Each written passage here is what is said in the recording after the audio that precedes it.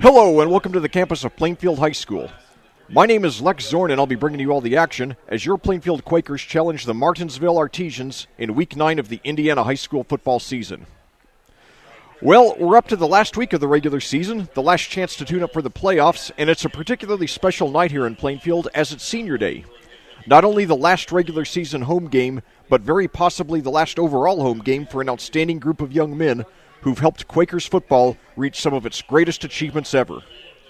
They started off with youth football around third grade, dreaming of someday playing for the Quakers.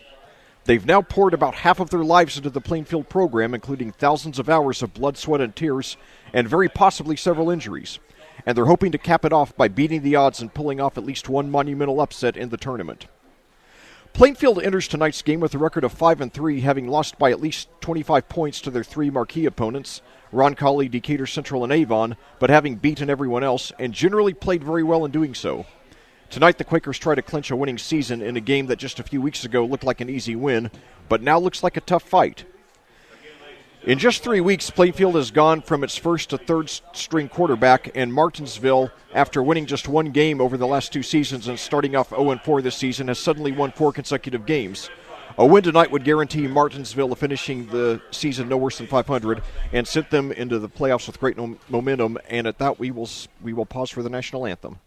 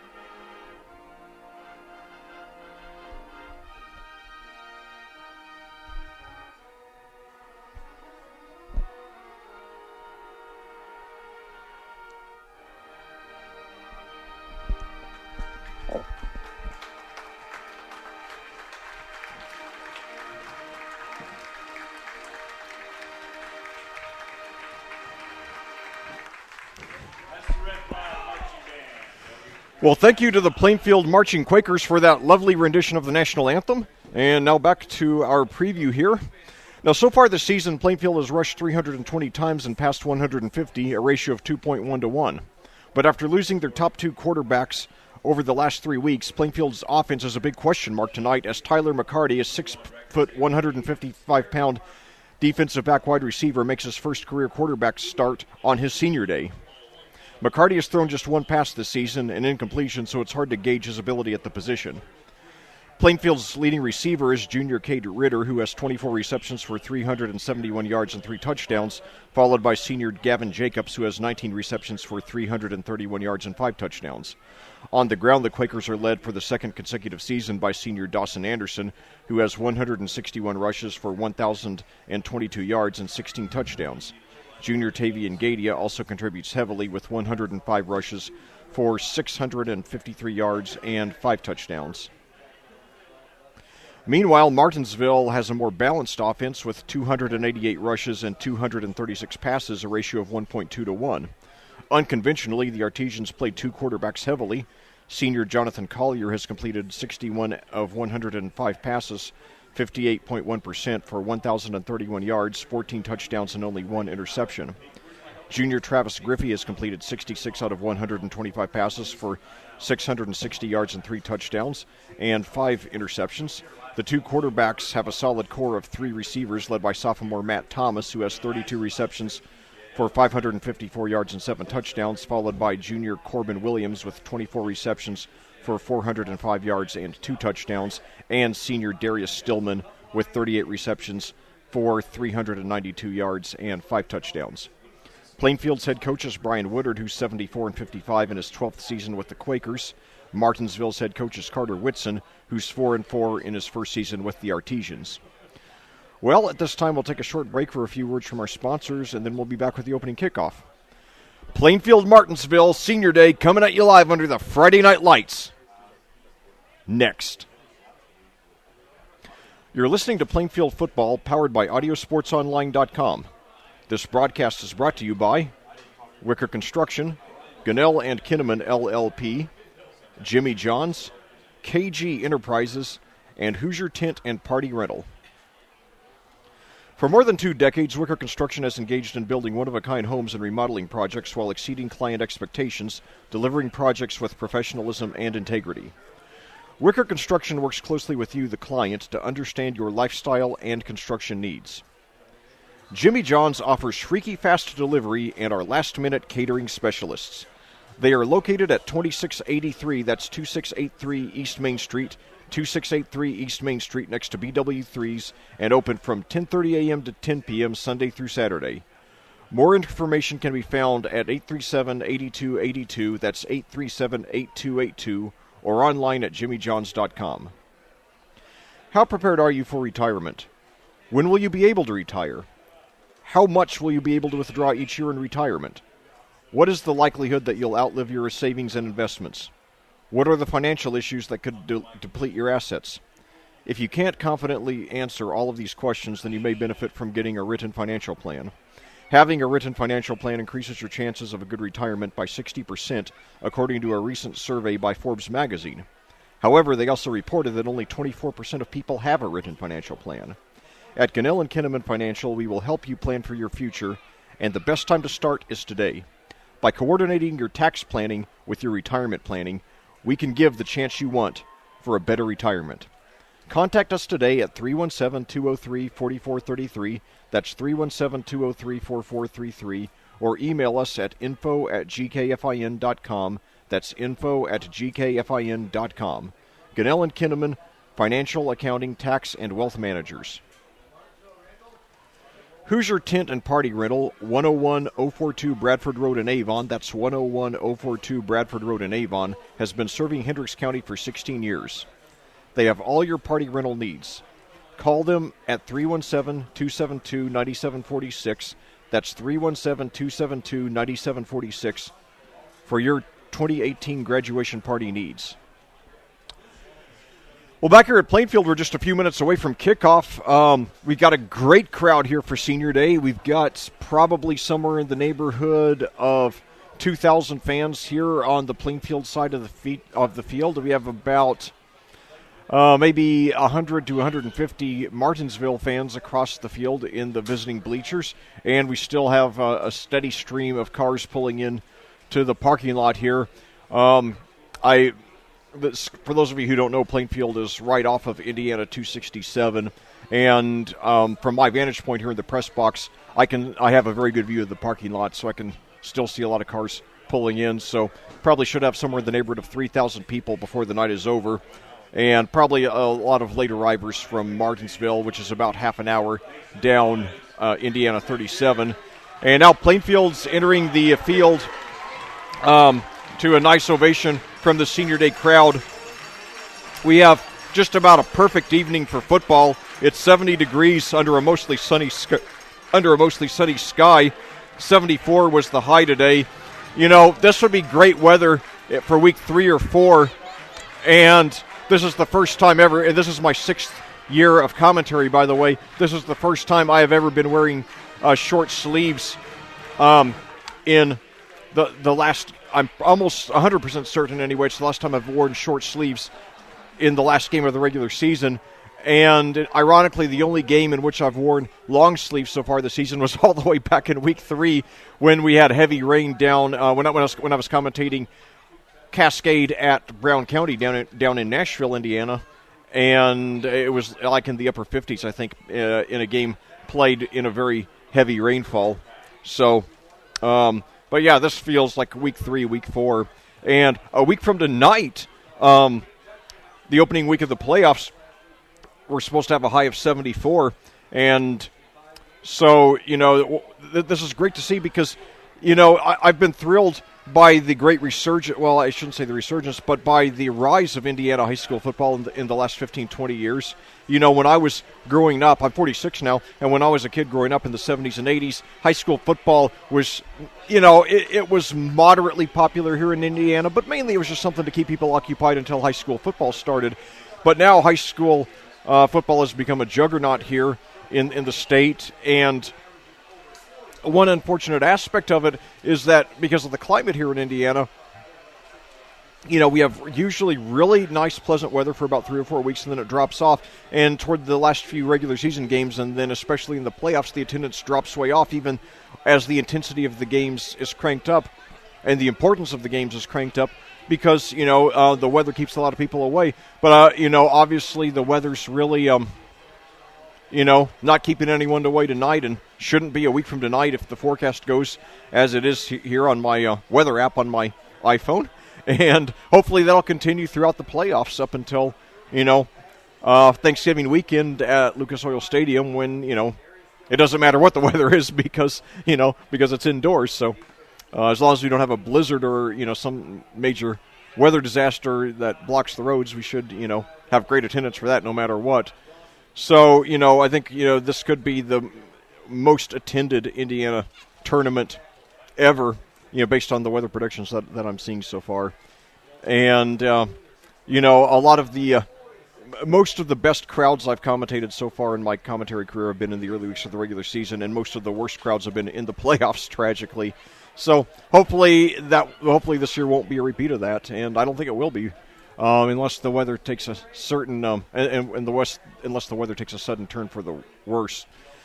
But anyway, this is a much played rivalry. This is the 12th consecutive season that Plainfield and Martinsville have played. They are rivals here in the Mid-State Conference. Plainfield leads the series 6-5 and have won the last 2 years by similar scores. 59-26 last year at Martinsville in a game that I also commentated, and then 56-31 2 years ago here at Plainfield.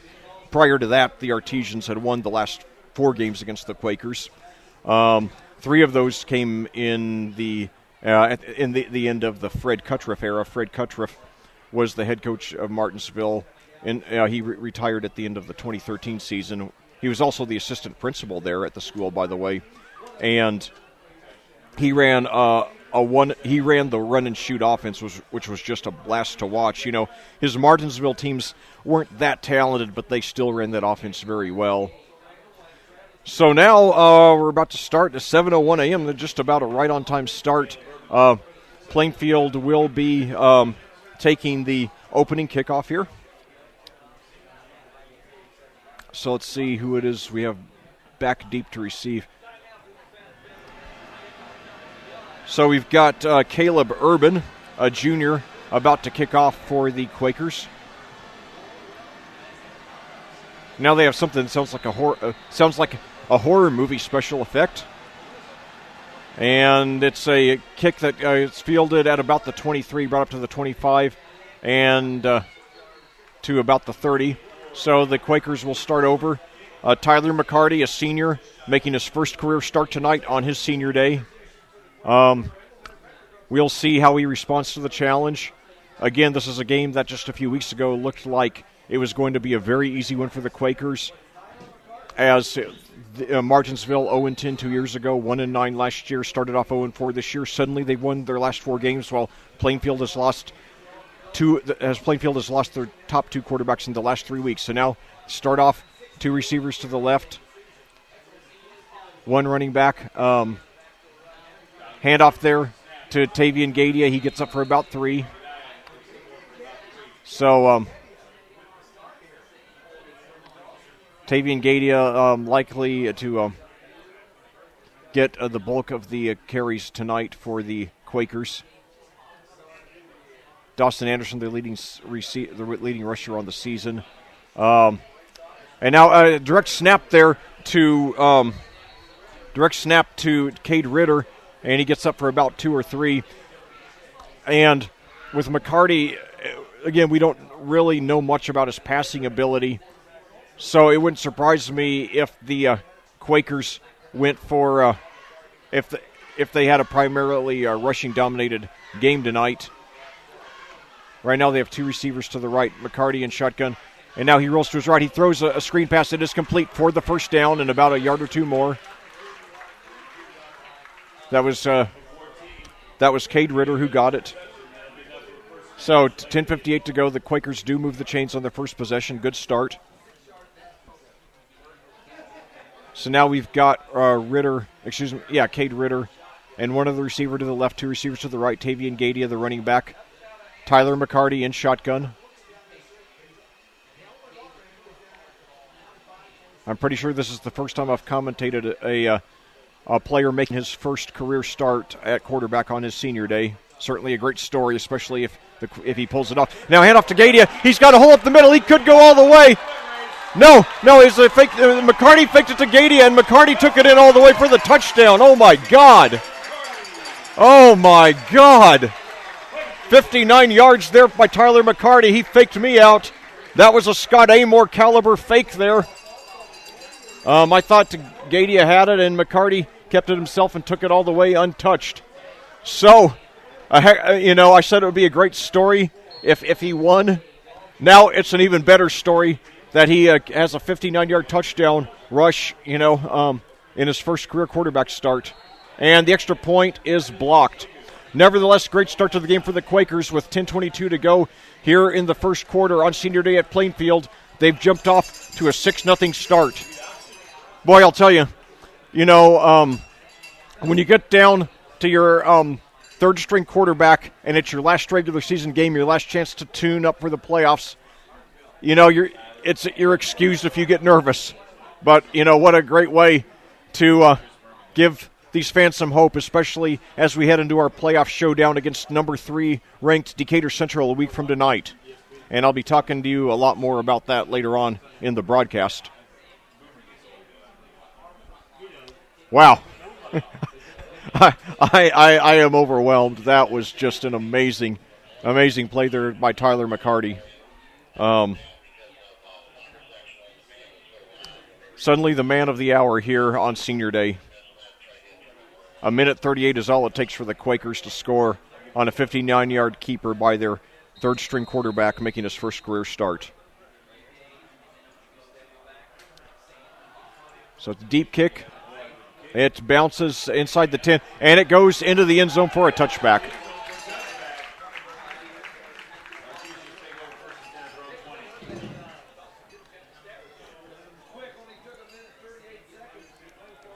So now we'll get our first look of the game at the Artesian offense. Again, they play 2 quarterbacks heavily.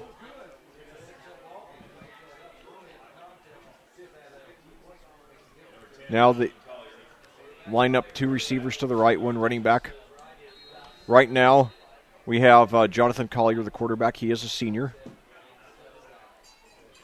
Takes it, fakes the handoff, screen pass, complete over to, and he's got some room on the right side, and he's got the first down and more. Knocked out of bounds close to the 40. That was Darius Stillman there on the reception coming into tonight. He had 38 receptions for 392 yards and 5 touchdowns. They gave him credit for 15 on that one. So now with 2 receivers to the right, 1 to the left. Collier in shotgun. Now high snap, but he hands off and takes it over to the left side for about 2 or 3 yards there. That was Brandon Dodson there on the carry. He is the team's leading rusher on the season. They give him credit for 4, bringing up 2nd and 6 at the 39, 9:59 to go. here in the first quarter at Plainfield. The Quakers off to a 6-0 lead. And now a handoff and a first down just past the 50 up to about the 49.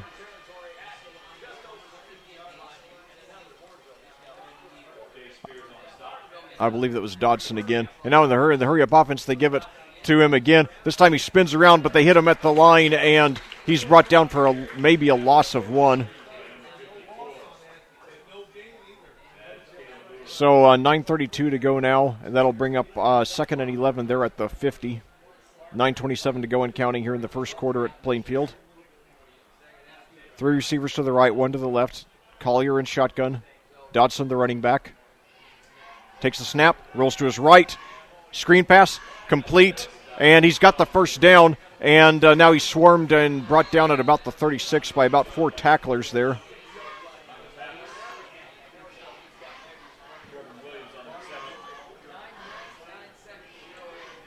So that'll be, by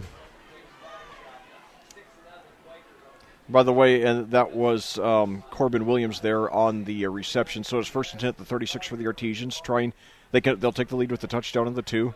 Now high snap, pitches over there to, and now he gets over to the left side. We got a late flag, and he's knocked out of bounds around the 30. That was Stillman there. He started off lined up as a wide receiver to the right, then went over to the left and took the handoff. But let's see what the call is. It's going to be holding against Martinsville, so it will be coming back.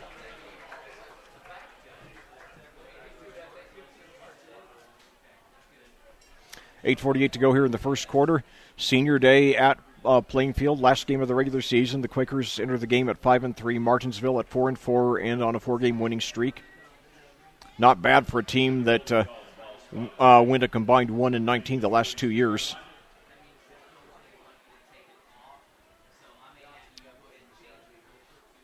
So now the Artesians line up with Brian Johnson and Corbin Williams to the right, 2 receivers to the left. Dodds is the running back, Collier the quarterback in shotgun. Takes the snap, looks downfield, throws over to his left side. It's over his head, though. He got his fingertips on it, but it was just too high. So that'll bring up 2nd and 20 for the Artesians at the Plainfield 46, 8:33 to go here in the first quarter.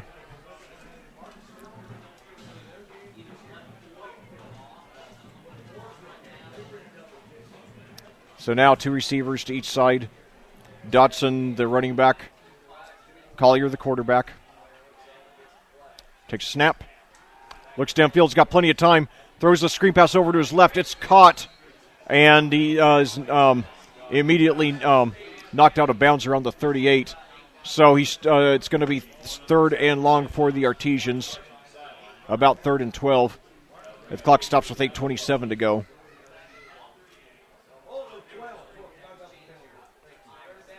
So now we got 3 receivers to the right, 1 to the left. Got a little movement on the line, but no flag.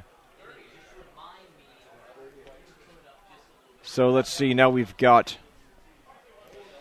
Stillman, Williams, and Johnson lined up all to the right now. And now throw deep down the middle, and it is caught inside the 15, and he's brought down at about the 10.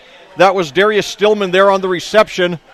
So the Artesians are in business here, unfazed by Plainfield's quick score on their first possession. And now they line up quickly with the same position. The Artesians running the hurry up tonight. Handoff, fakes the handoff now. Collier takes it himself around the right side. He's got some room, and he's into the end zone for the touchdown. So the game now 6-6 with the extra point pending. All the points so far coming on a keeper by the quarterback. That one 10 yards by Jonathan Collier. You know, Martinsville had 6 consecutive regular seasons from 2009 to 2014, then suddenly crashed hard the last 2 years. I know it would mean a lot to these seniors, to get out, to graduate with a winning record. And no matter what happens today, Martinsville's in a very weak sectional, so they're going to have a shot to make a good tournament run. But anyway, the kick is up by Urban and good. So just like that, Martinsville goes up on the Quaker Senior Day, 7-6 with 8:07 to go here in the first quarter Coming at you live on audiosportsonline.com. Well, Plainfield struck first blood on a 58-yard keeper by quarterback Tyler McCarty, making his first career start here on his senior day. But Martinsville was unfazed, and they got a touchdown on a quarterback keeper of their own, 10 yards by Jonathan Collier. And Caleb Urban was good on the extra point, bringing us to our current score of 7-6. Now Urban set to kick off.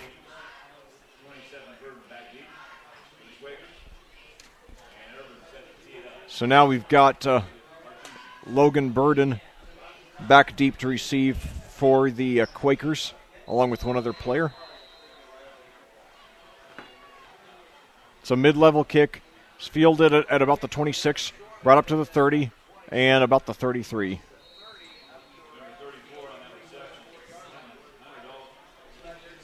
So now Plainfield goes on offense for the second time today.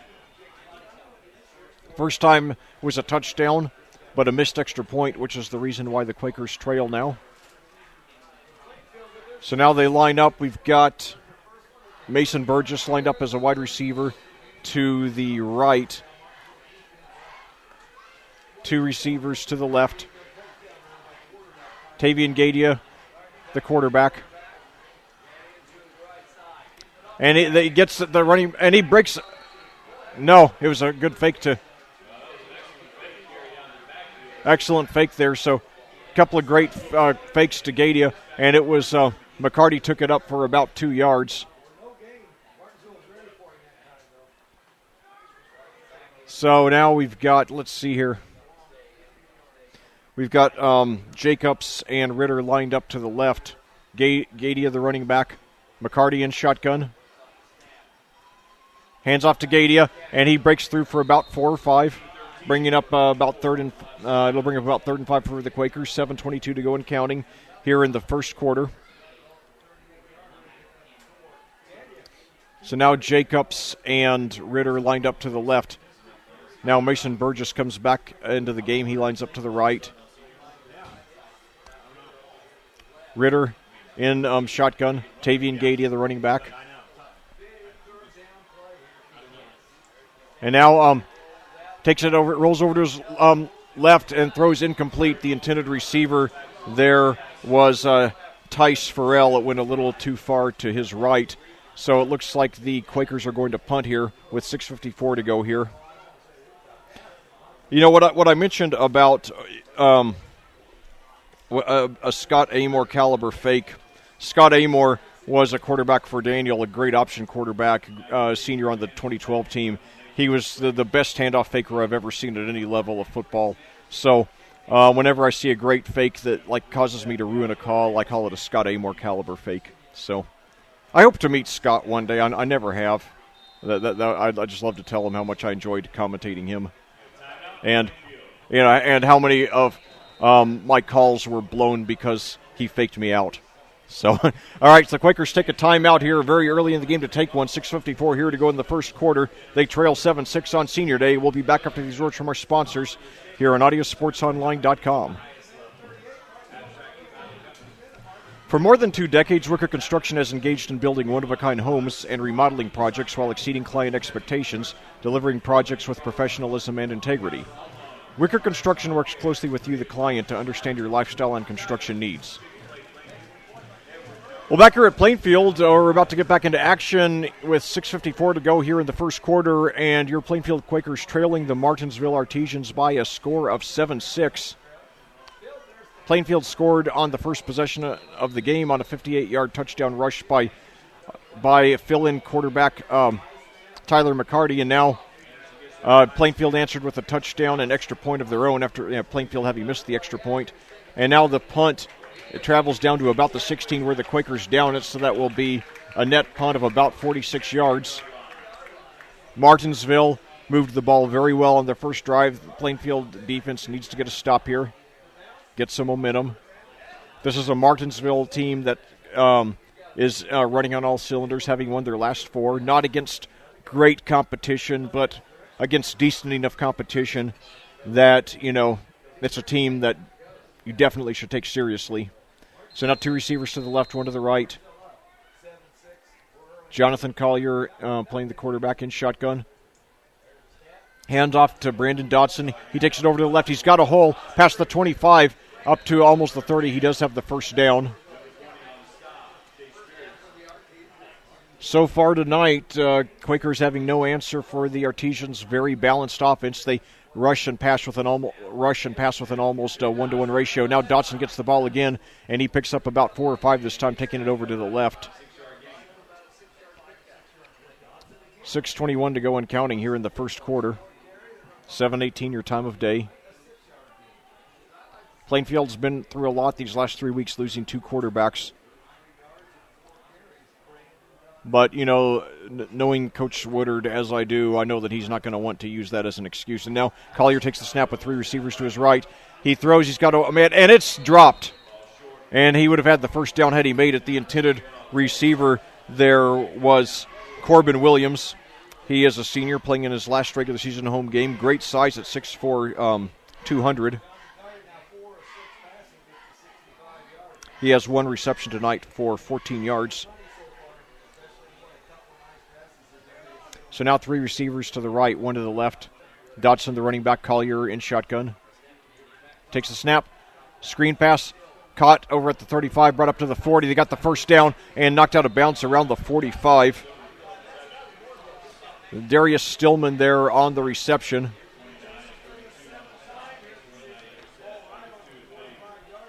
Now we've got Williams lined up to the right, 2 receivers to the left. Dodson, the running back, fake the handoff to Dobson now. Got plenty of time. Throws deep down the left side. It's caught, and he's brought down to the 10, and we got a late flag.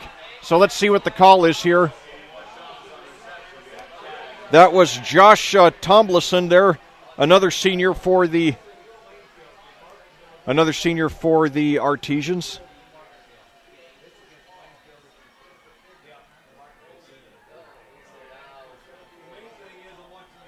So let's see. It's going to be against. Okay, they're going to decline it.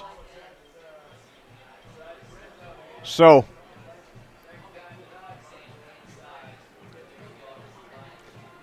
Martinsville will take over there at.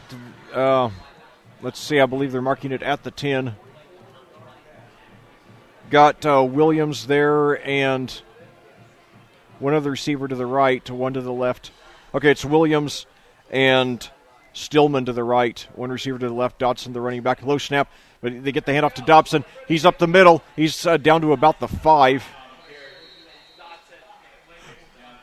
So the Artesians on the door of knocking on the door of another touchdown here.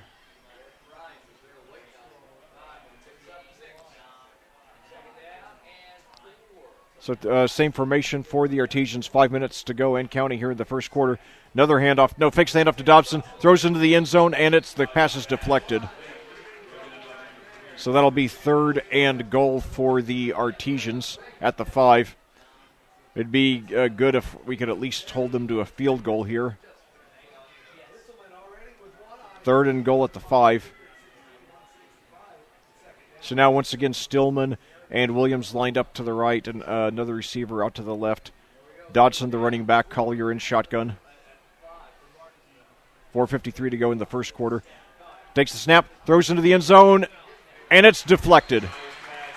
So 2 consecutive pass deflections by the Quakers defense. Now we'll see, will the Artesians go for the field goal, or will they go for the touchdown? 4th and goal at the 5. So far, they're not changing units, so it looks like they are going to go for it. So, nice. And by the way, Urban is 6 for 9 on field goals on the season with a long of 49, so this would be a very, very makeable kick for him, obviously.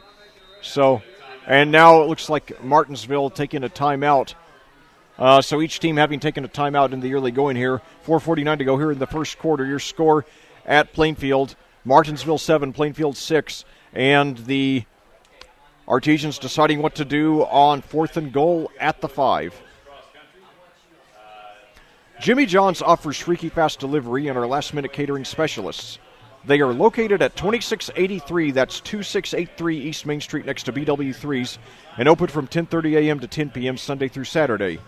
More information can be found at 837-8282, that's 837-8282, or online at jimmyjohns.com. That's jimmyjohns.com. Well, back here at Plainfield, your Quakers are running into a tougher than expected opponent here on their senior day. They trail the Martinsville Artesians by a score of 7-6 and are in danger of going down even further. The Artesians have the ball 4th and goal at the Plainfield 5. However, they're foregoing what would be a likely successful field goal by Caleb Urban. And so they line up now with 3 receivers to the right, 1 to the left. And Collier rolls to the right. He throws to the end zone. He's got the touchdown. So the gamble pays off, and the Quakers now take a 13-6 lead with the extra point pending. That pass was caught by Darius Stillman, by the way.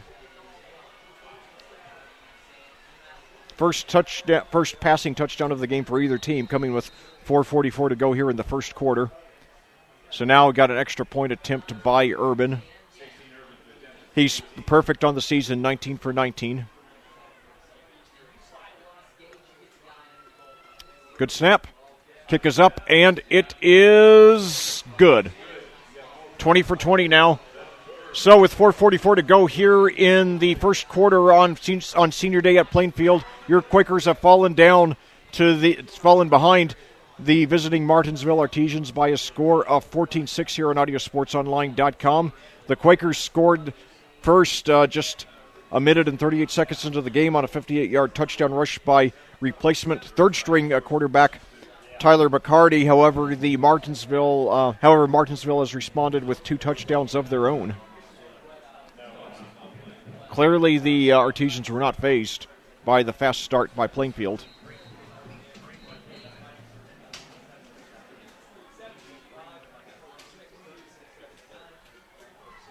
So now,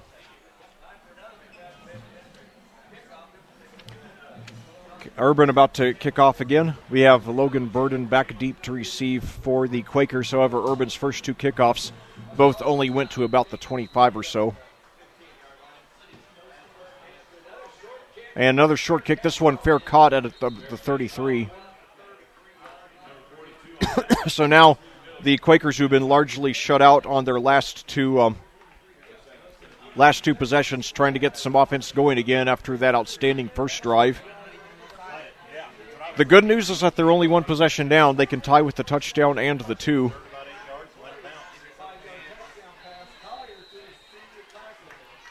So now, 1 receiver to each side.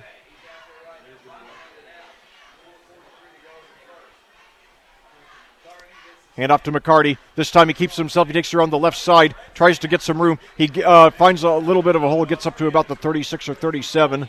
So nice effort there by McCarty where you didn't have a whole lot open.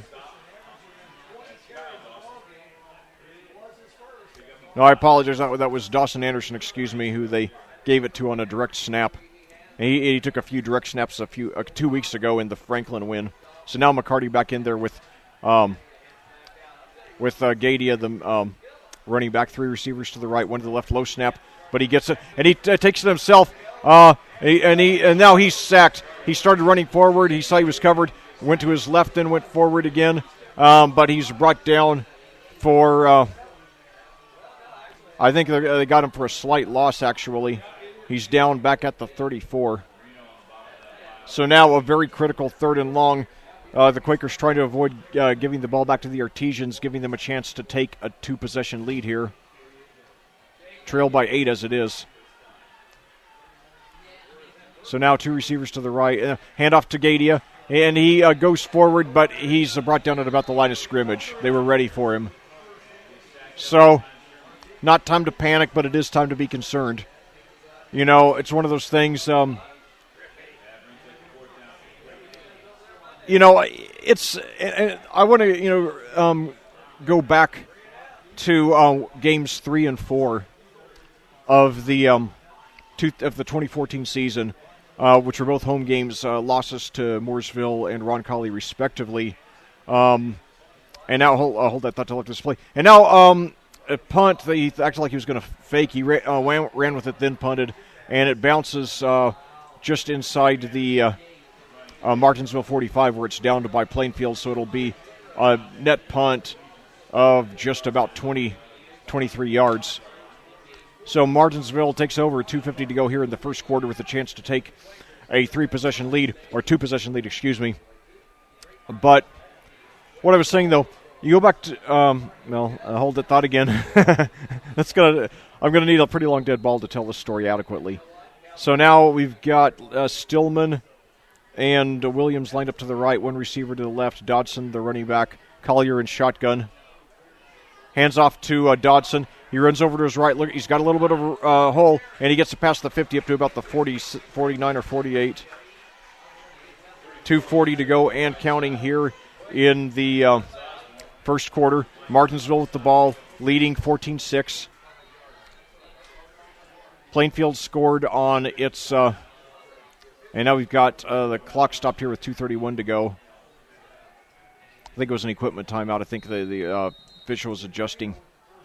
I think there's something, maybe there's an object on somebody's chin strap. I'm not sure. That I couldn't tell exactly from my vantage point, but it looked like one of the officials was actually handling one of the face mask of one of the players.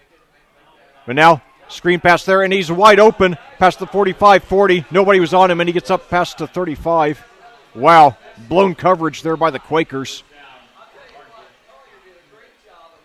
So I believe that was...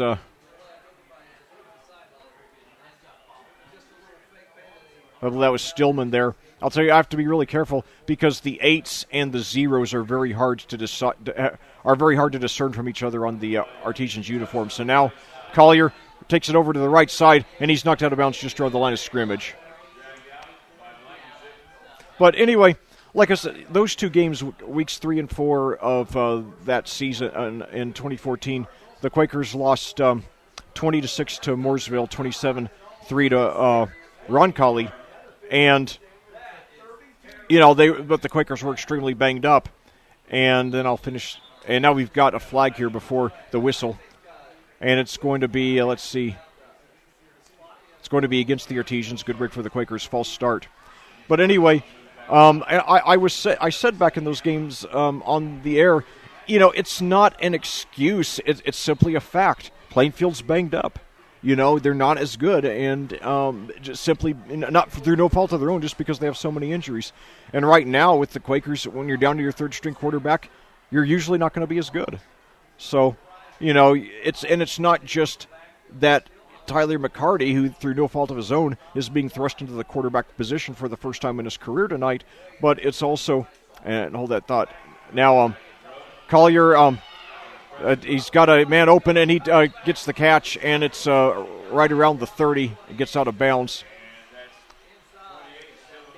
That was Stillman there. So it's going to be fourth down. It's going to be fourth and long, so let's see what the Artesians do here. It looks like they really have the killer instinct tonight. 3 receivers to the right, 1 to the left. Collier takes it, rolls to his right. He's got a man open, gets it Williams, but they're right all over him. He stays on his feet, but he's knocked out of bounds about 5 yards short of the first down, so the Quakers will take over. So good stop by the Quakers. They had a little scare there, but, they get the ball back. No, excuse me. I apologize. So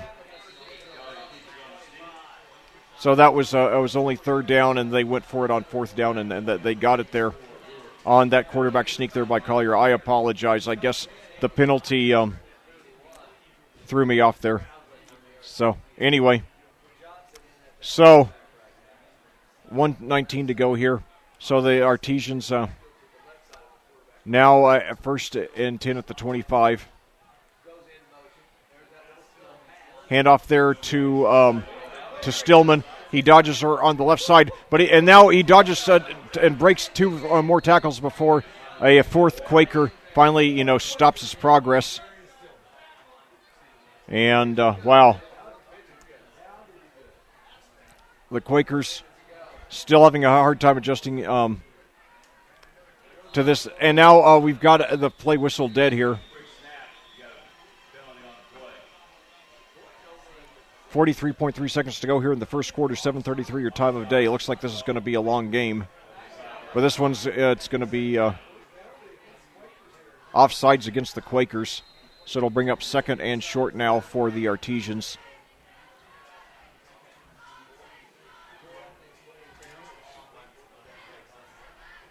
They line up now.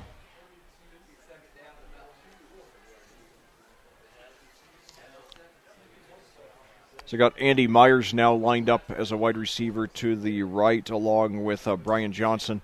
Now, handoff there, and he's got a hole there up the middle. He's inside the 5, brought down at around the 3. That was Isaac Osborne. He is a junior for the Artesians, 6 feet 150.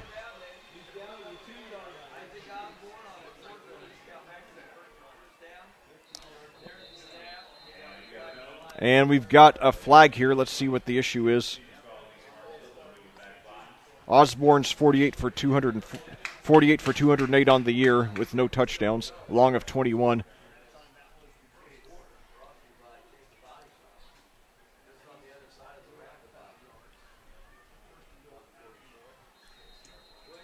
So it's going to be first and goal at the end. Martinsville could run out the rest of the clock, and they do.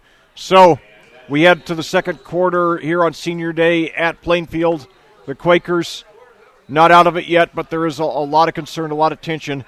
They trailed the Martinsville Artesians 14-6, with the Artesians having the ball first and goal at the Martinsville 2.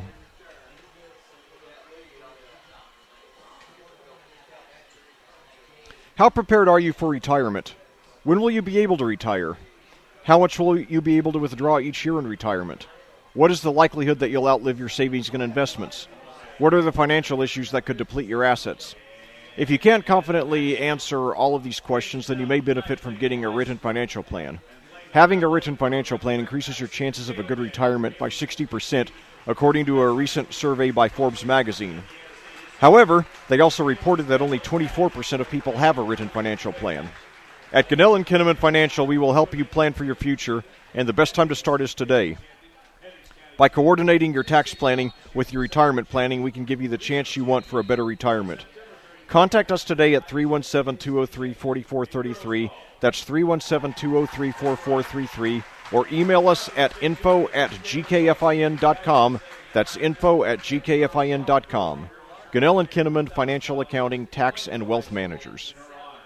Well, back here at Plainfield, we're about to start the second quarter of this game between Plainfield and Martinsville, with Martinsville leading 14-6.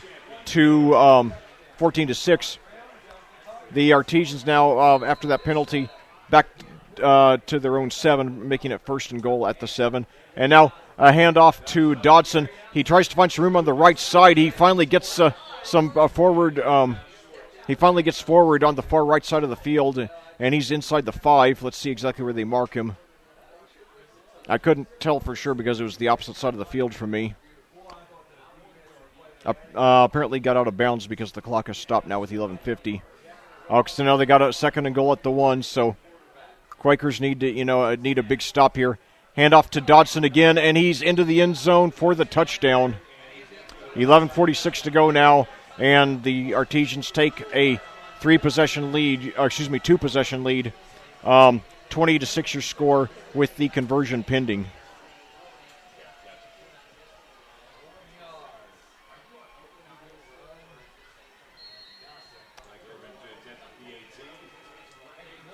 So now Urban to try to stay perfect on the season. He's 2 for 2 tonight, 20 for 20 on the season.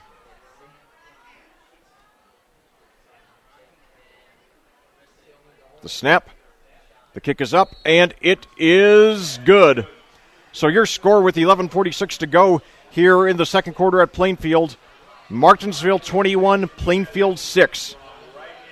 We'll be back after these words from our sponsors on audiosportsonline.com. Hoosier Tent and Party Rental, 101042 Bradford Road in Avon. That's 101042 Bradford Road in Avon. Has been serving Hendricks County for 16 years. They have all your party rental needs. Call them at 317-272-9746. That's 317-272-9746 for your 2018 graduation party needs. Well, back here at Plainfield, we're about to kick off again a very familiar sight so far in this game. Already the fifth kickoff after just a little more than a quarter of play, with Martinsville leading Plainfield by a score of 21-6. Plainfield scored a touchdown a minute and 38 seconds into the game, but the Artesians are on a 21-0 run ever since. Another short kickoff caught at the 28, brought up to the 30, and about the 36 or so. So Plainfield now has been, since their outstanding first drive, they've really been shut out on defense. I don't think they even have a first down since then. Plainfield only 2 first downs in the entire game so far. They are playing with their third-string quarterback. Again, it's not an excuse. It's simply a fact. So now we've got Jacobs and Ritter lined up to the right. Tavian Gadia, the running back. Dawson Anderson, I think I heard on Coach Woodard's show this week, was injured last week. He has played a little bit tonight, but likely will not play a whole lot. Low snap, handoff to Gadia, though, and he gets forward for about 2. Gadia coming into this drive 2 for 8 on the night with a long of 4. And he got 2 on that one. So now we've got, let's see, 2 receivers to each side now.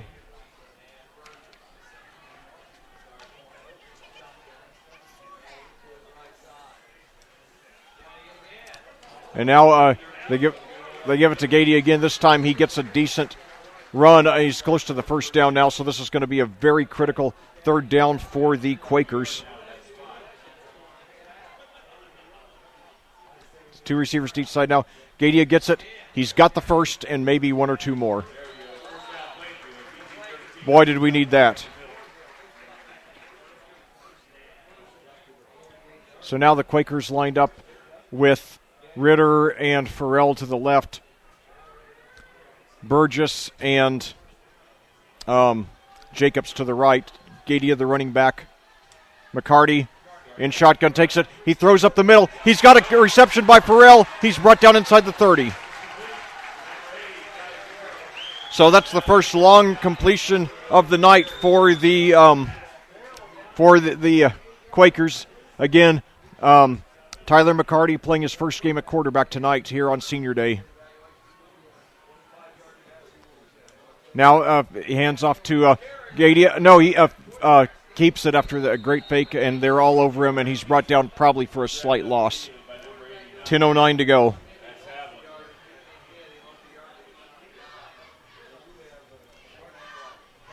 So they're going to mark him down for a loss of just 1. Could have been worse than that. I was prepared for about 3 or 4. So now Farrell and Burgess lined up to the right, 2 receivers to the left. And now pitches that back to Gadia, who's got some room on the right side, and he gets up to about the 23.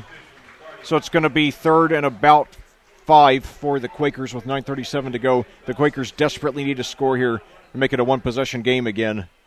Martinsville has scored. Not only has Martinsville scored on their last 3 possessions, but they've done so pretty easily.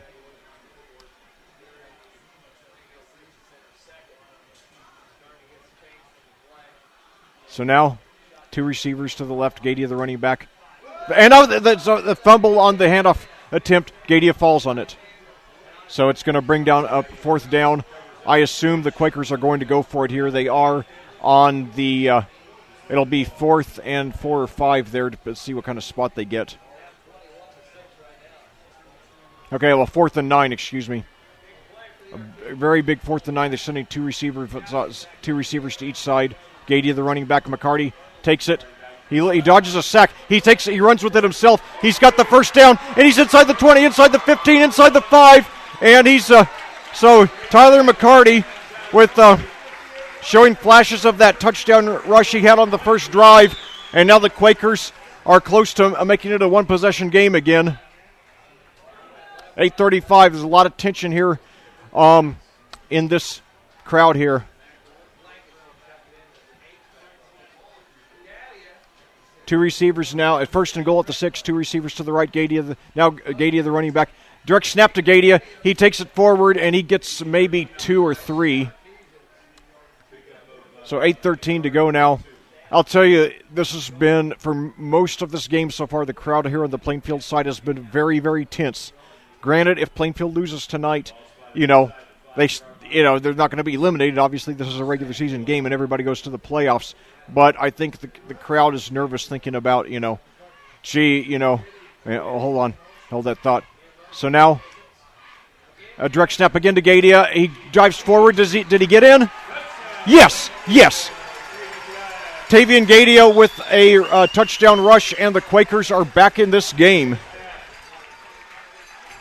We needed that one very, very, very badly. Wow. So that was Gadia's 6th touchdown of the season. He will be the lead rusher on this team next year after Dawson Anderson graduates. After being the number 2 guy behind Anderson the last 2 years, and now the extra point attempt is whistled dead.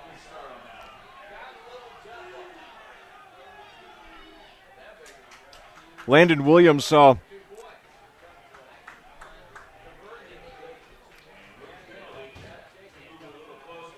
okay, so it's good. I didn't see what the penalty was, but it's going to be against Martinsville, half the distance to the goal. But anyway, so they line up now. We've got Ritter to the right, Jacobs to the left. Low snap to Gadia, but he gets it. He dives forward. Did he get in? No, he didn't. And that's big because it means that Martinsville retains a 2-possession lead. So had an extra point would have cut it to 8. Now it's 9, so we're going to need 2 possessions regardless of what else happens here.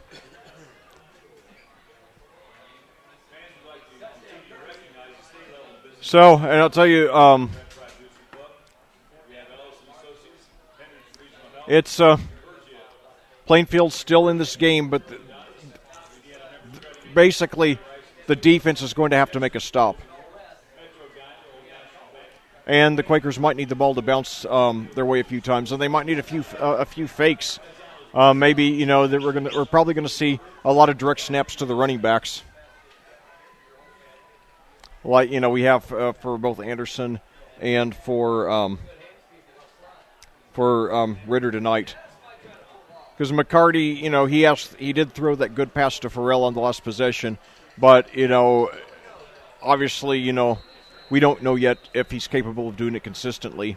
So now Williams and now it's a very short range kick, but it's fair caught at the 40. Oh, but it was a late hit, and I think there's going to be a flag.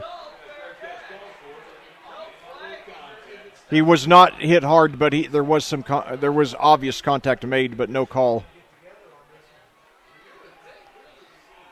So, regardless of whether it should have been called, a lot of officials probably would have. So 7:43 to go. Martinsville takes over at their own 40.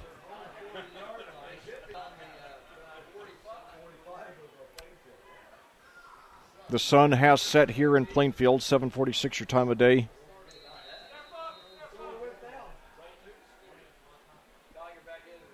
Two receivers to the left, one to the right.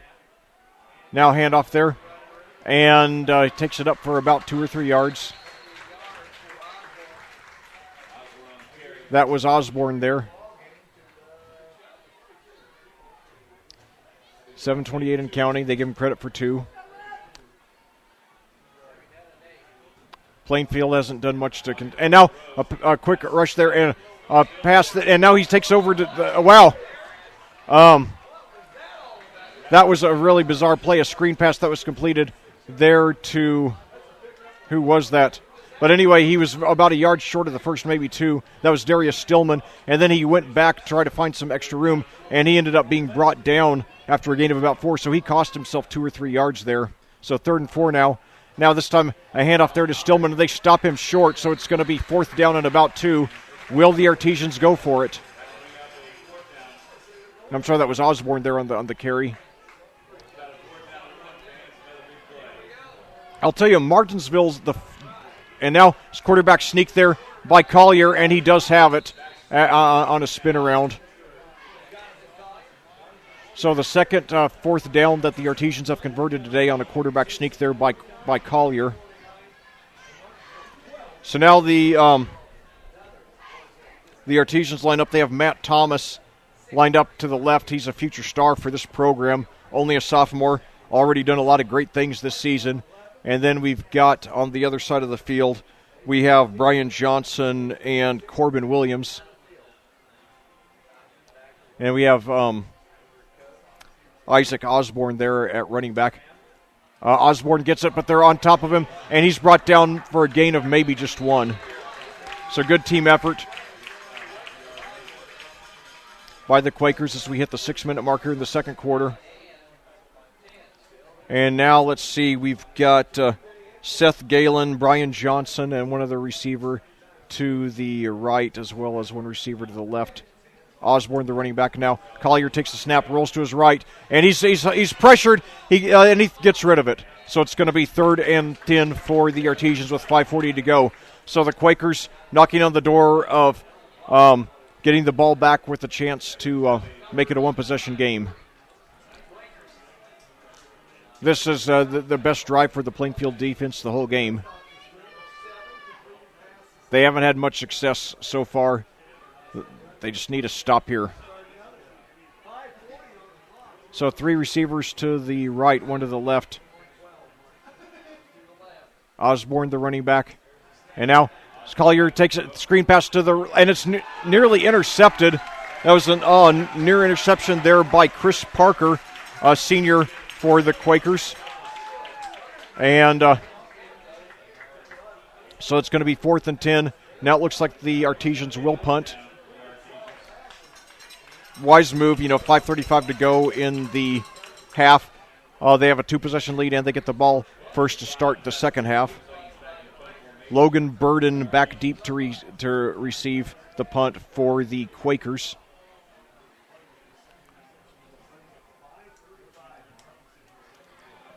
It's a good punt. It's fielded at about the 11, brought up to the 15, and that's it. So, boy, Plainfield, they got plenty of time. They got 2 timeouts. Main thing to concentrate on right now, take your time, execute, get a score, make it a one-possession game going into the half. So now we have Cade Ritter lined up to the left, 2 receivers to the right, Tavian Gadia, the running back, Tyler McCarty in shotgun, the team's 3rd-string quarterback. Takes it, hands off to Gadia. He's got a hole, and he's past the 30, 35, breaks 40, 45, 50, 45, up to about the 43. An outstanding rush of over 40 yards by Tavian Gadia, and the Quakers are in business here with 5:15 to go here in the second quarter.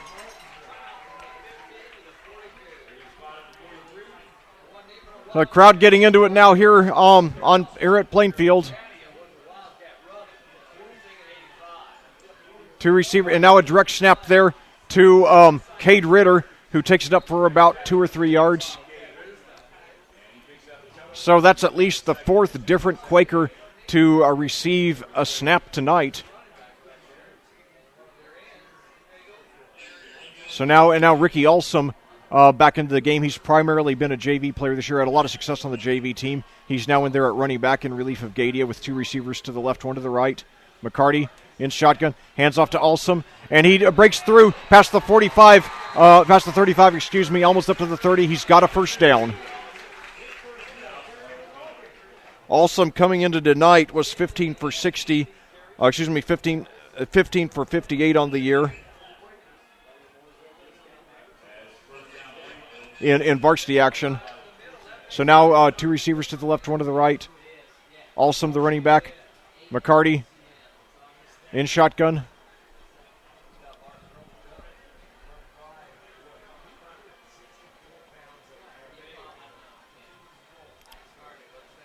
The snap.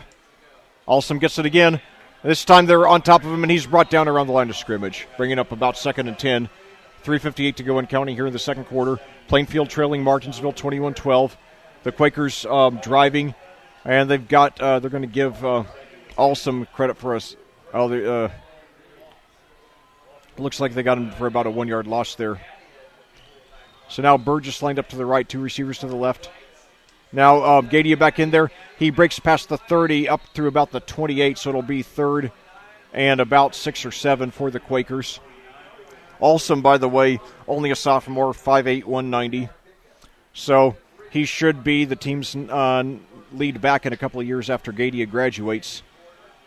Now 2 receivers to the left, 1 to the right. Gadia, the running back. McCarty in shotgun. Fakes the handoff. Now McCarty rolls to his right. He's past the 30, and he dodges a tackle and is knocked out of bounds around the 26 or 27. It is going to be 4th down and about 5 with 3:06 to go. Quakers will likely go for it here. They've only attempted 1 field goal on the season. So now Jacobs and Ritter lined up to the left. Farrell and Burgess lined up to the right. Gavia, the running back. McCarty in center. Very, very big play here.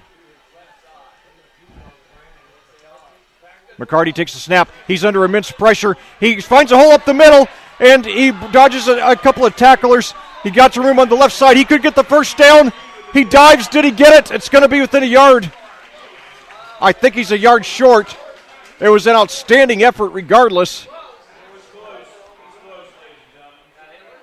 Let's see. There's not been a signal yet. And there's somebody down.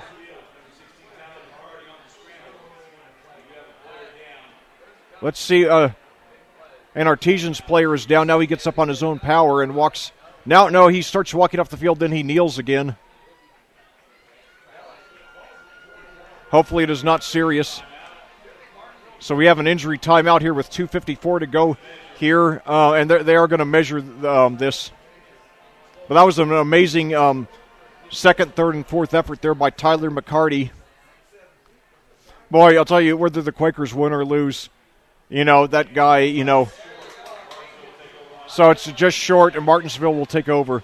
But my heart, regardless of what happens with this game, my heart will tell me to give McCarty the game ball tonight.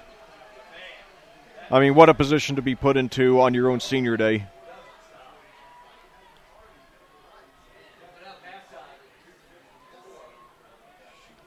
And, okay, well, now the Quakers take over 1st and 10 at the 21, 2:54 to go. Each team with 2 timeouts. 2 receivers to the left, 1 to the right. It's going to be a handoff. He's stopped for maybe a gain of 1 or 2. The clock keeps ticking. Martinsville does get the ball first to start the second half.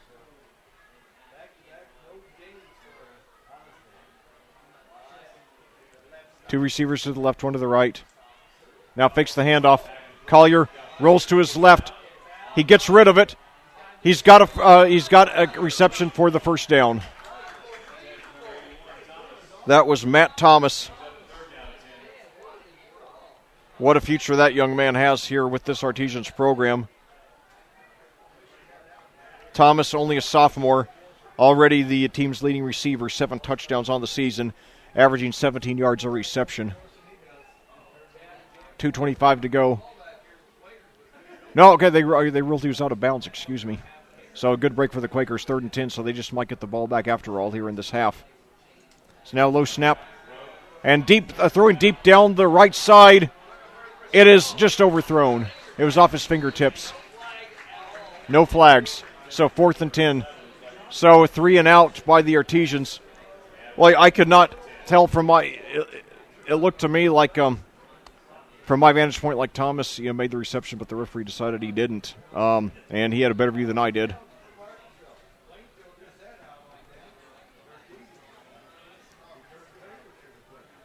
So now, well, it looks like they're going to go for it. That's or maybe they're just trying to draw the Quakers off sides.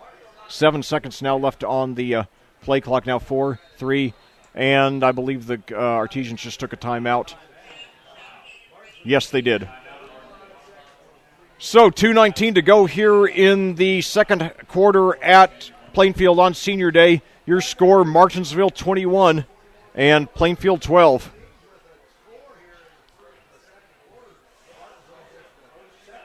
It's a very, very tense atmosphere because the Quakers fans know that they're going into, they play the number 3 team in their class a week from tonight to open the playoffs. Decatur Central, down at Decatur Central there on the southwest side of Indianapolis.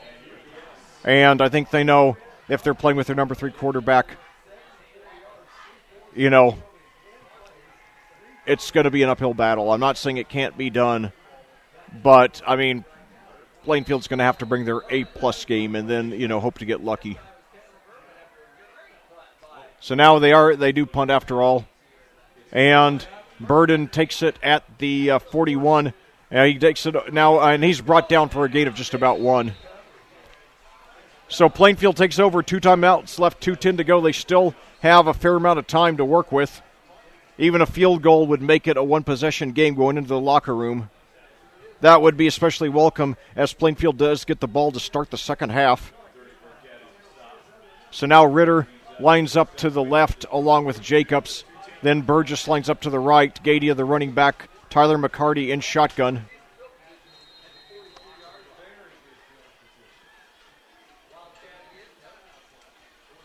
Gadia gets it. He's got a hole. He's up for a gain of about 5. So 2:03 to go now.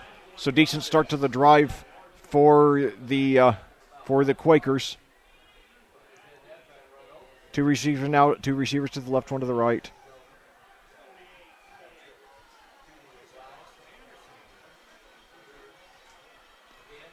Gavia gets it again. This time they're ready for him, and he gets maybe just 1. So it'll bring up a very critical third down for the Quakers. And I believe the Quakers have just taken a timeout with 1:39 to go.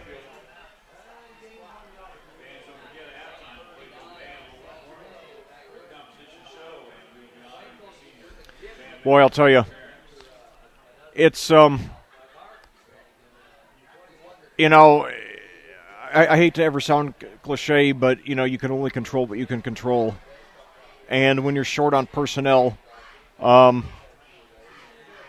when your top 2 quarterbacks are out, and when your number 1 receiver is not playing at 100%, you're going to be at a disadvantage. It's not an excuse, it's a fact. And, Brian Woodard, one of the elite coaches here in Indiana high school football, still a young man at 42, still could have, 25, 30 or more years coaching left in him. But the poor guy just has the worst luck imaginable with his personnel. If he ever has good luck, I think, seriously, he's going to win a Class 5A state championship or at least close to it. He has the worst luck with his personnel and with his draws, and the pass for Burgess is incomplete. It's just a little too low. But yeah, if you ever give Coach Woodard a healthy team, and especially if they ever get a good tournament draw, I think they will win the Class 5A state championship or at least be a strong contender for it. As the Quakers punt, after a 3-and-out. So Martinsville will take over with 1:35 to go and 1 timeout. Unless they get a very good return, I think they'll probably be very conservative and be content to take a 2-possession lead into the locker room. So now it's a very high, relatively short kick. Bounces at about the 25. Well, I think it hit out of bounds. So the Artesians will take over at about their own 25, 1:27 to go here in the first half at Plainfield. This very big crowd. This is, as the 3 games that I've done here at Plainfield this year, this is probably about as big a crowd as we've had. It's very rare that you get a large crowd, for the last game of the regular season just because of the cold weather. We had a high of 74 today here in Plainfield. It was 70 right before kickoff. Still supposed to be in the lower 60s by the end of the game. It's supposed to be a high of 74 a week from today for the first playoff game at Decatur Central. 3 receivers to the right, 1 to the left, 1 running back, Collier in shotgun.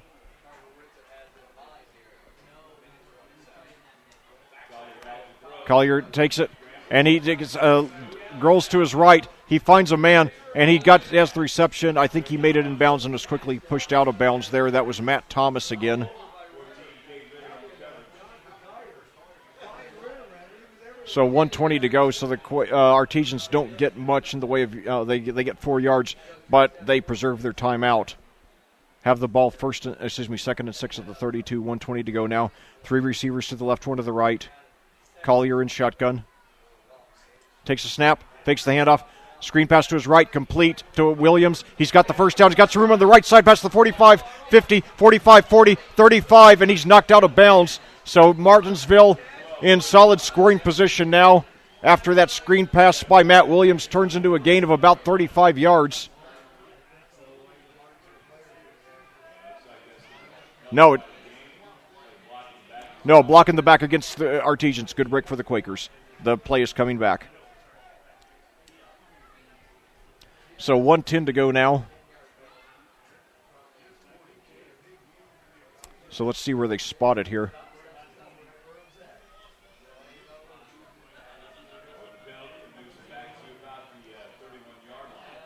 They're marking it at about the 31 here.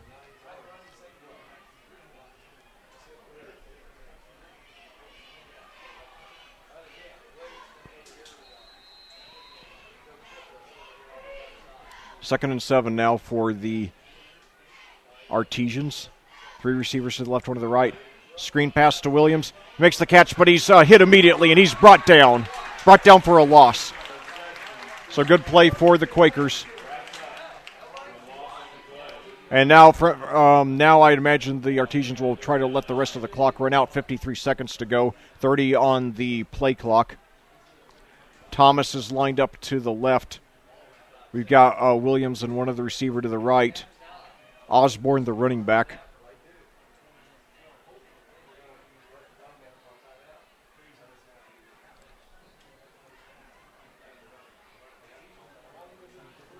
The Artesians all looking over toward the sideline. Now they take their stances.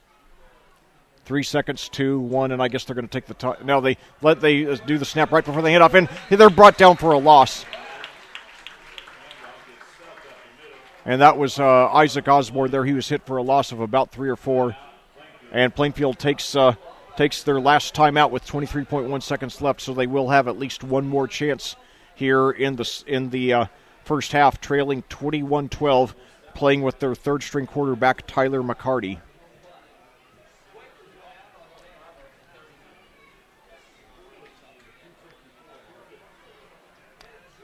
And,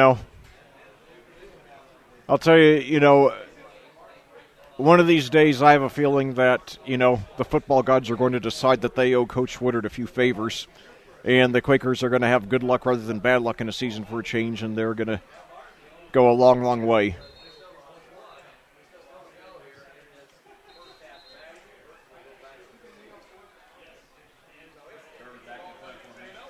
So now Logan Burden back deep to receive the punt. The Artesians offense has cooled down here in the second quarter. High snap, and he just gets it off. It was a nice aggressive attempt to block it. And now it takes a huge Plainfield bounce, Martinsville bounce, and they down it at about the 28 with 11.4 seconds to go. So Plainfield, I would guess, would kneel out the clock from here.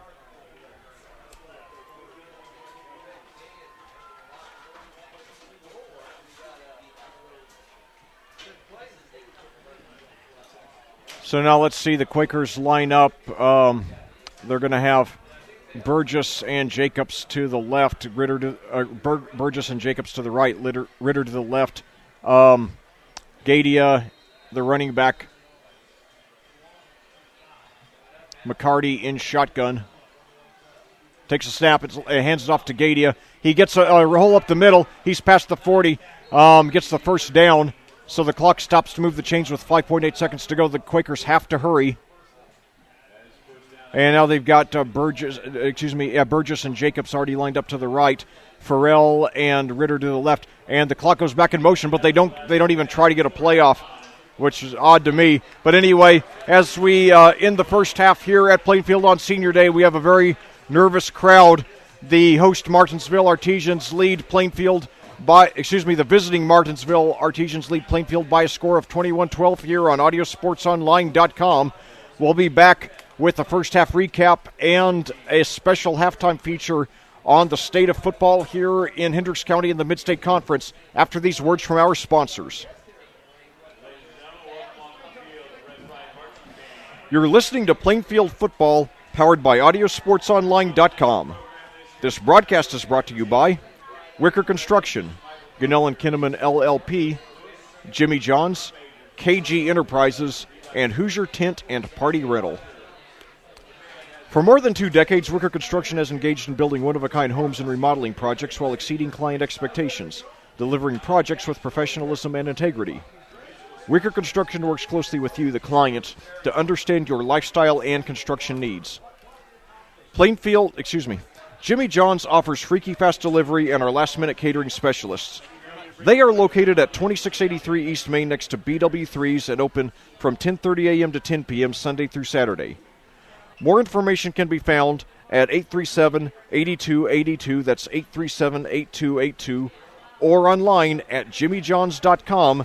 That's jimmyjohns.com. How prepared are you for retirement? When will you be able to retire? How much will you be able to withdraw each year in retirement? What is the likelihood that you'll outlive your savings and investments? What are the financial issues that could deplete your assets? If you can't confidently answer all of these questions, then you might benefit from getting a written financial plan. Having a written financial plan increases your chances of a good retirement by 60%, according to a recent survey by Forbes magazine. However, they also reported that only 24% of people have a written financial plan. At Gunnell and Kinnaman Financial, we will help you plan for your future, and the best time to start is today. By coordinating your tax planning with your retirement planning, we can give you the chance you want for a better retirement. Contact us today at 317-203-4433. That's 317-203-4433. Or email us at info@gkfin.com. That's info@gkfin.com. Gunnell and Kinnaman Financial Accounting, Tax and Wealth Managers. Hoosier Tent and Party Rental, 101042 Bradford Road in Avon. That's 101042 Bradford Road in Avon. Has been serving Hendricks County for 16 years. They have all your party rental needs. Call them at 317-272-9746. That's 317-272-9746 for your 2018 graduation party needs. Well, back here at Plainfield, we're at halftime amid a very tense senior day game with your Plainfield Quakers trailing the Martinsville Artesians by a score of 21-12. It's a game in which the Quakers are playing with their third-string quarterback, senior Tyler McCarty, making his first career quarterback start. The Quakers started off very red-hot on their first possession. McCarty took it in 58 yards for a touchdown rush. Landon Williams, however, was blocked on the extra point, making the score 6-0. And then it was almost all Plainfield.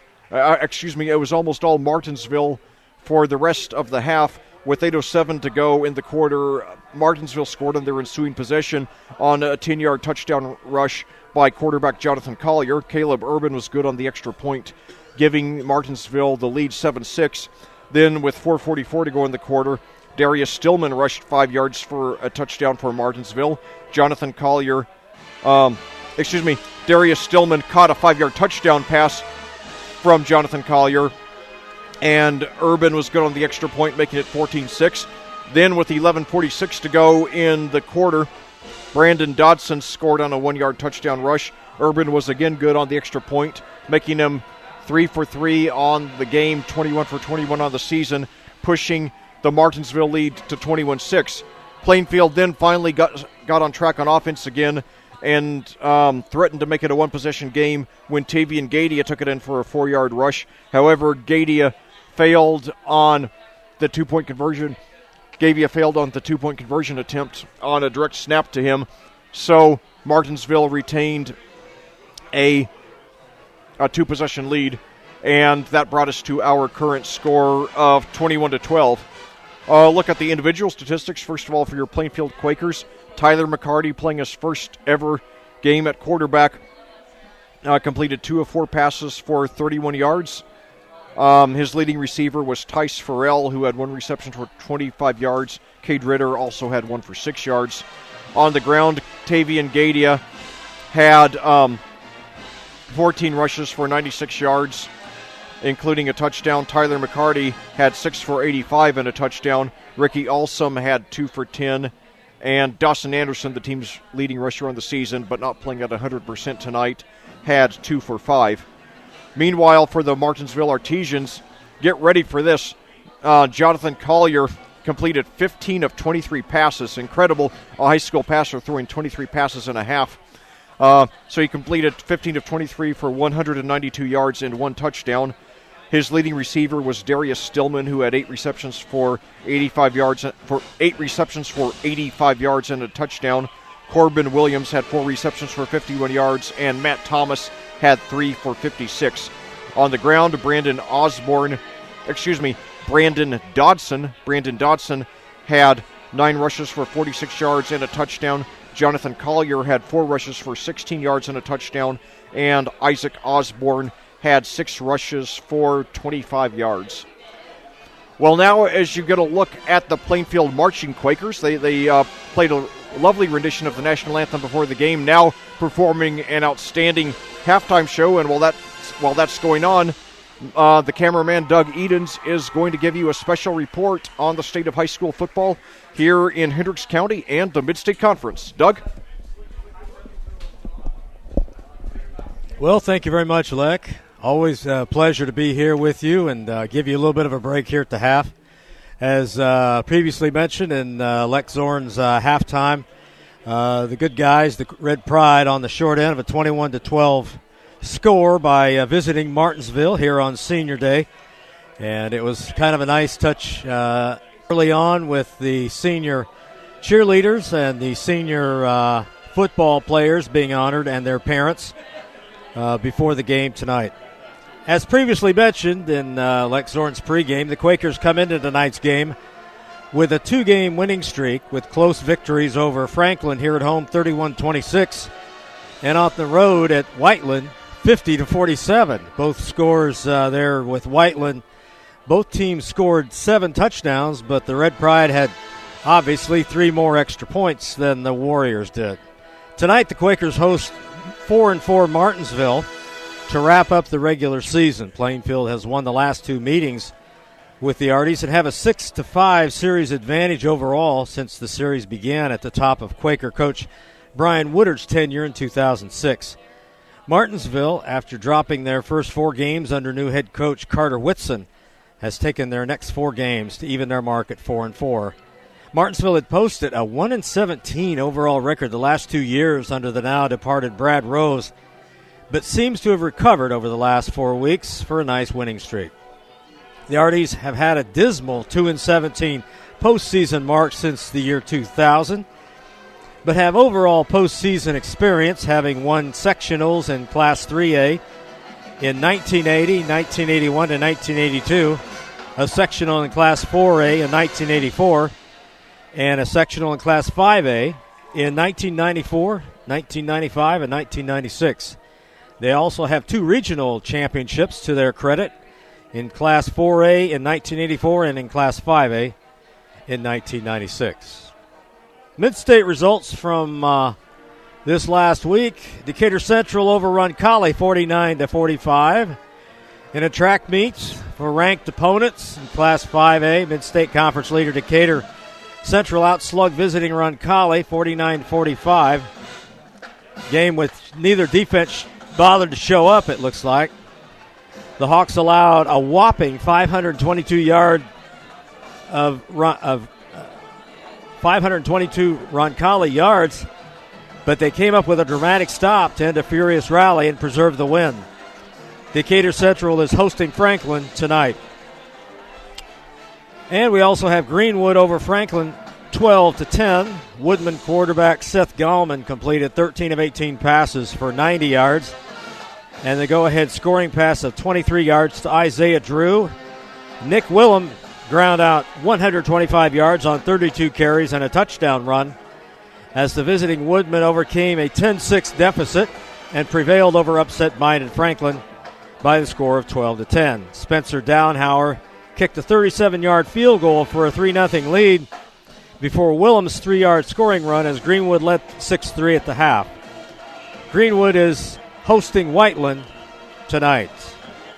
And as I mentioned before, the visiting Quakers pounded out 401 yards rushing, 6 touchdown runs by 3 different backs, and a special team score in a 50-47 win. That was not for the faint of heart if one likes good defense. Tavian Gadia led the Red Pride with 223 yards on 30 carries, a trio of scoring runs, while backfield mate Dawson Anderson chipped in 109 yards on 14 carries and a pair of touchdowns. Tyler McCarty scored the clincher as Plainfield overcame a 47-35 Warrior lead and eased into the driver's seat. But it came down to special teams to aid the scoring.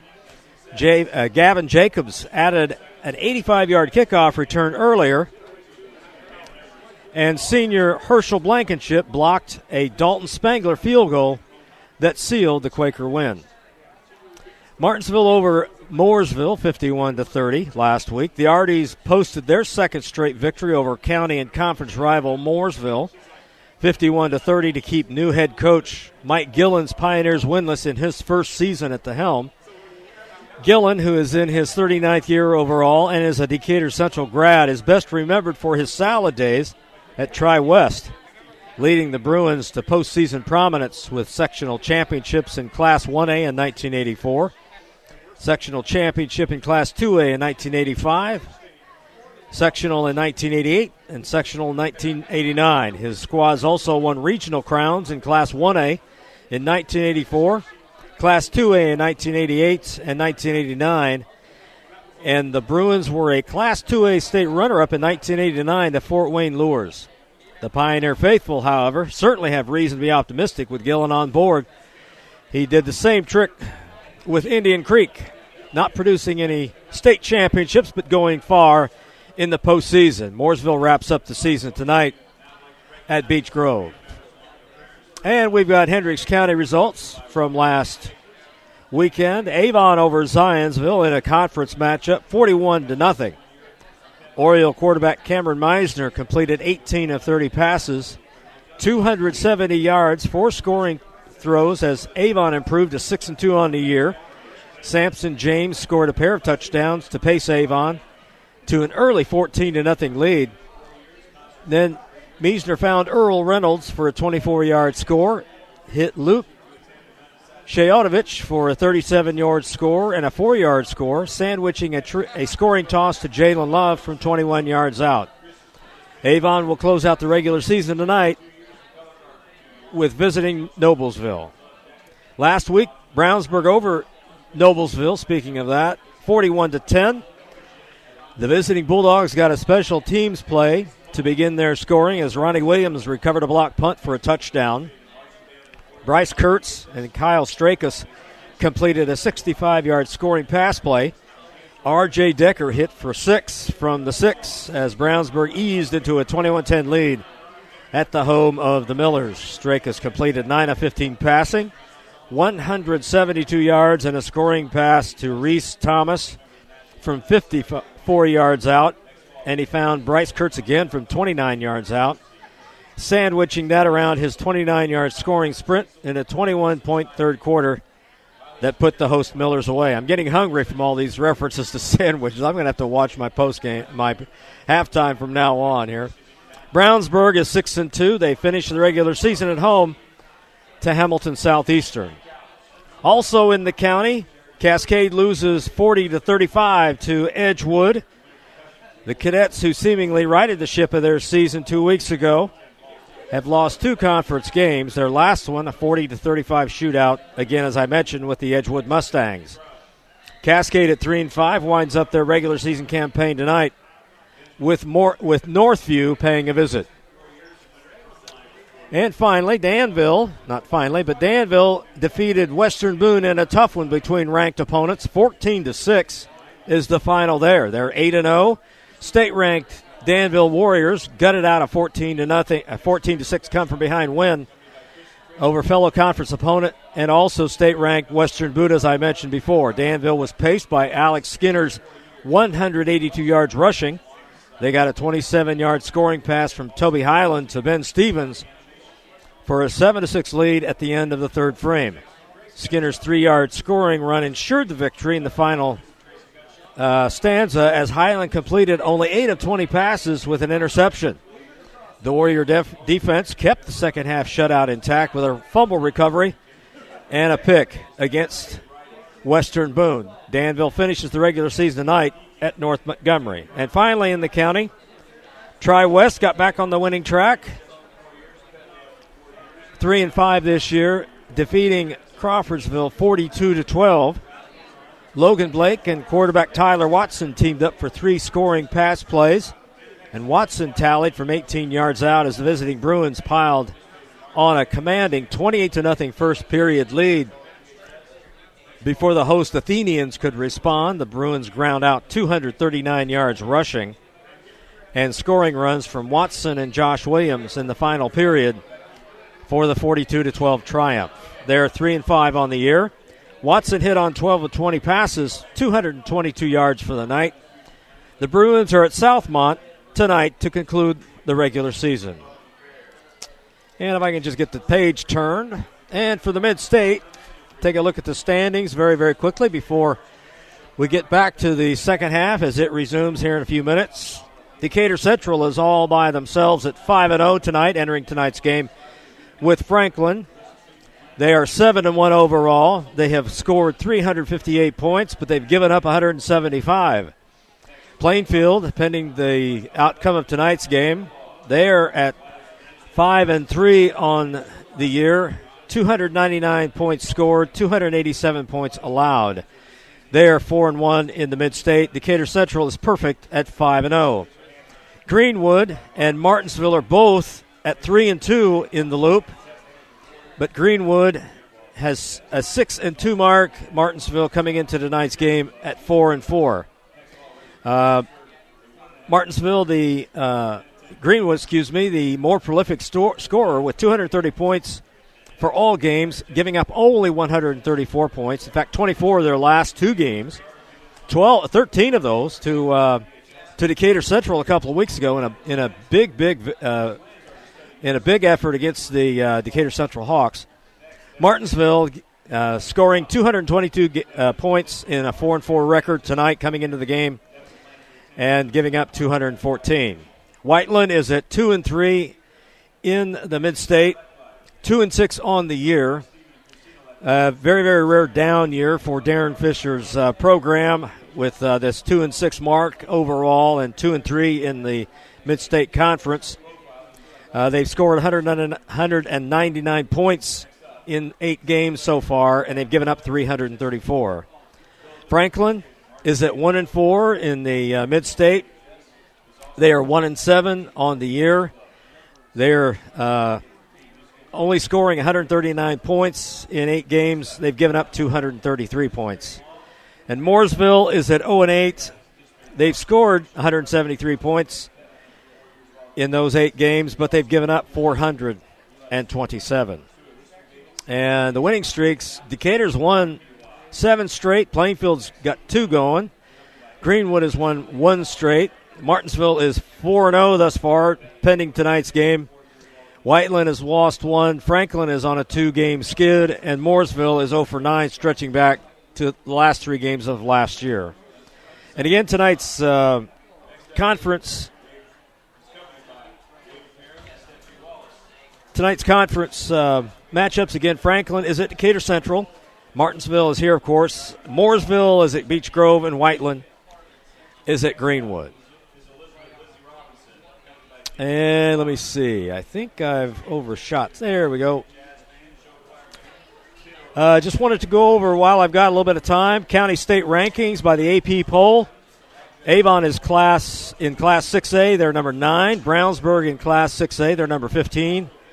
Danville in Class 3A is ranked 3rd in Class 3A. Plainfield is 15th in Class 5A.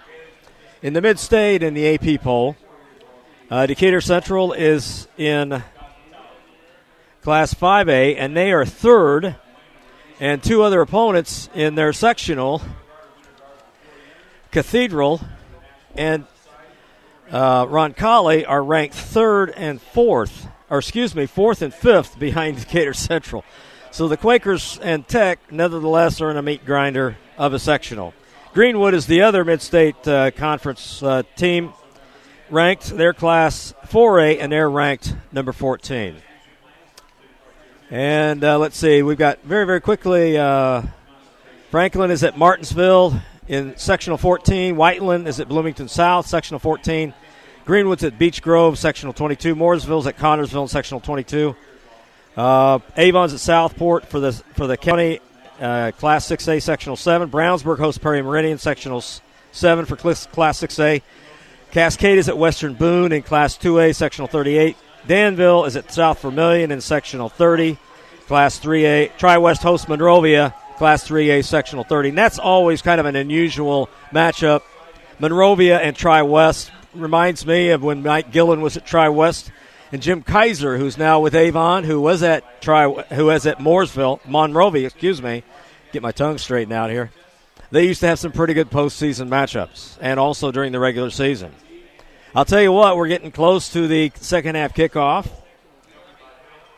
And for all the second half play-by-play on audiosportsonline.com, here's my good friend, the award-winning Lec Zorn. And I'll tell you what, he's still looking for something from the Red Pride Booster Club. He wants a diploma or at least a T-shirt or something.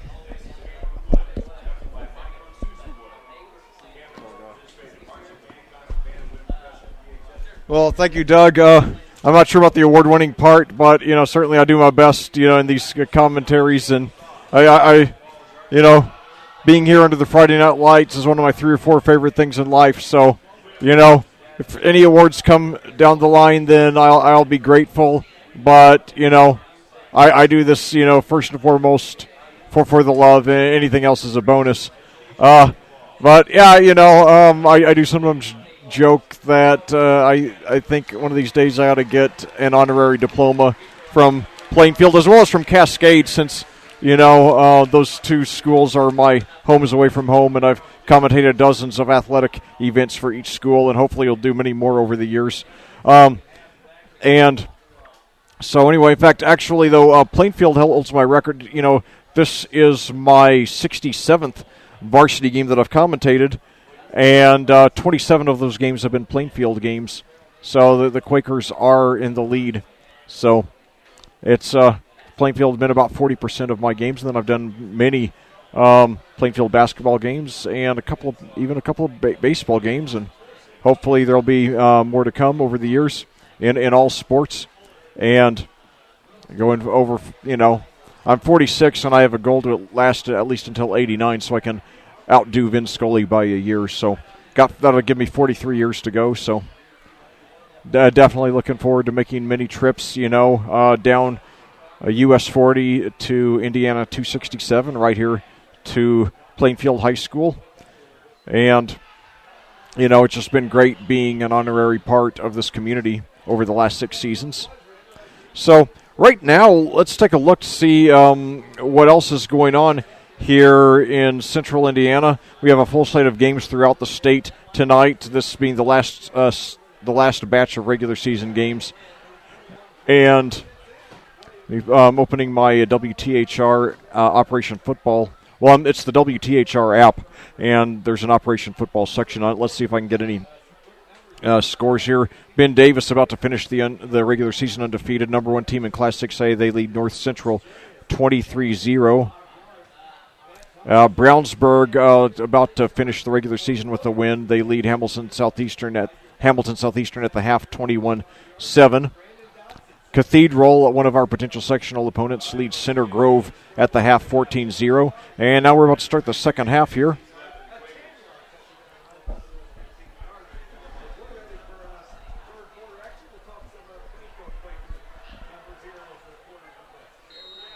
So now let's see. The Artesians get the ball first to start the half. So this is going to be a big first. And now it's an onside kick, and it is. I think it went out of bounds. Okay, probably worth the risk. This, because our offense hasn't produced a whole lot. But it's and plus, if we could take one possession away from the Artesians, especially since for a lot of the game we've had a hard time stopping them. That would certainly give us an edge. Although we did a better job on defense there in the second quarter, we held I believe we held the Artesians without points on their last 3 possessions. So now, Martinsville declining the penalty for the kick going out of bounds. They take over at the 38, 1st and 10. 3 receivers to the right, and now they have a handoff, and he only gets about 1 yard out of it. Let's see, who was that? That was Brandon Dodson again, the team's leading rusher in the first half. So 3 receivers to the right now. No receivers to the left. Dodson. And now that fakes the handoff to Dodson. It passes out to Thomas. He makes the reception, but he's hit immediately and brought down for a loss. Huge play by the Quakers. They're 1 play away from getting the ball back. So it's going to be about 3rd and 12 for Martinsville. So maybe the Quakers are figuring out how to contain this offense for the Artesians here. 3 receivers to the left for Martinsville. Dodson, the running back, fakes the handoff to Dodson. Collier, he runs with it, and he gets rid of it. And he's got a man wide open for the first down, makes the catch at the 40. Now dodges around a couple of defenders past the 30 and knocked out of bounds around the 26. So huge play for the Artesians when it looked like Plainfield was about to get the ball back with a chance to make it a 1-possession game.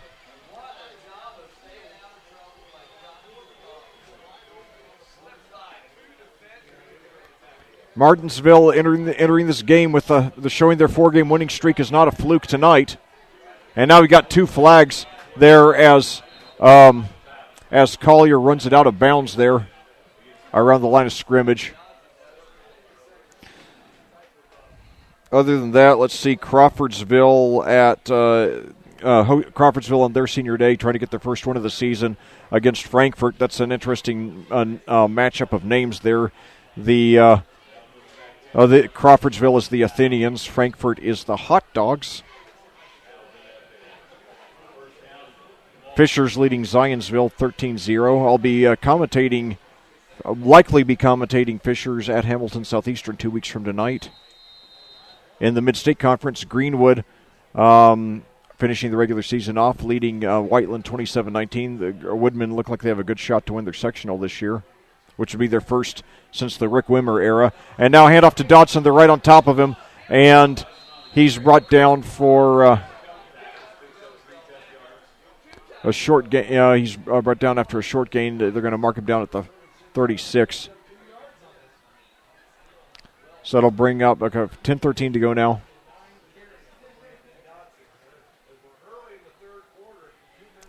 Two receivers to each side now. Dodson, the running back. Collier in shotgun. I believe he's taken every snap of the game.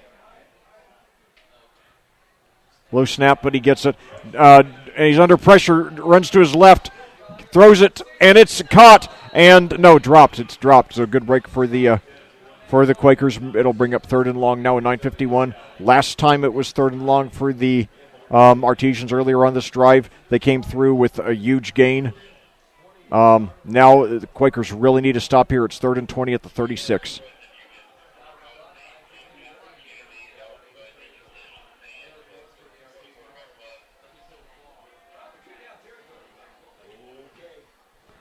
Another good name, the Logan Sport Berries leading Anderson in the second, 14-7. Two receivers to each side now. Hand off to Dodson. He's got some room on the left side, and he takes it past. And he's got short of the first down. He had some open field, but he was stopped about 5 or 6 yards short of the first. However, the Artesians very well could go for it, being inside the 25 now. They have it down. They have him now 4th and 6 at the 22. 9:26 to go. Very critical play for the Quakers defense now.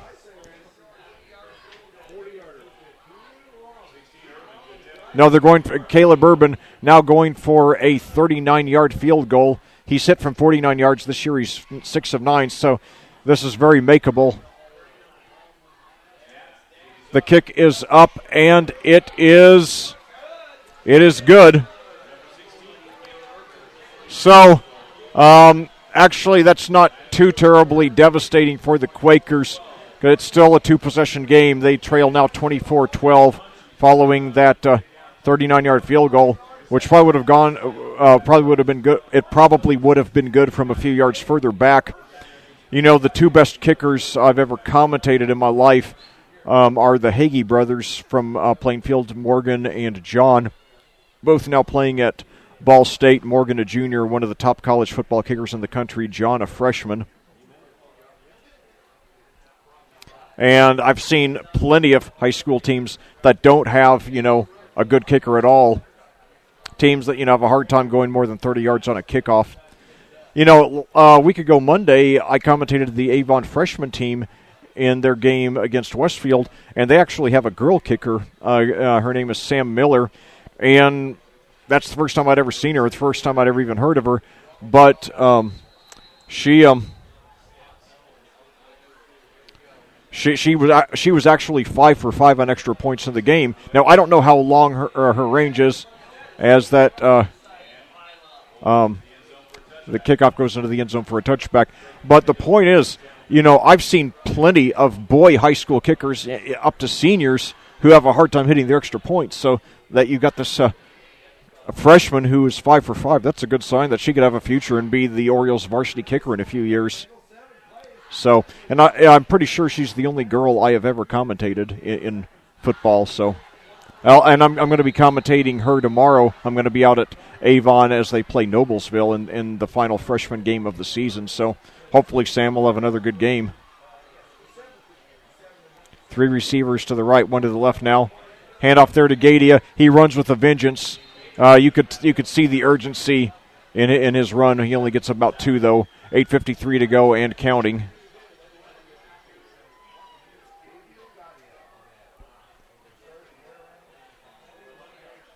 No score with Elwood and Madison Grant. I just call Elwood because of their name, because Elwood Blues is one of my personal heroes. So 2 receivers to the right now. And now patch back to Gadia. He's got some room on the right side. He's past the 25 up to about the 26. So it's going to be maybe 3rd and 4 for the Quakers, a very big third down. They need to get something going here. Otherwise, Martinsville will get the ball back with a chance to make it a 3-possession lead, which would be very hard for the Quakers to overcome with their third-string quarterback.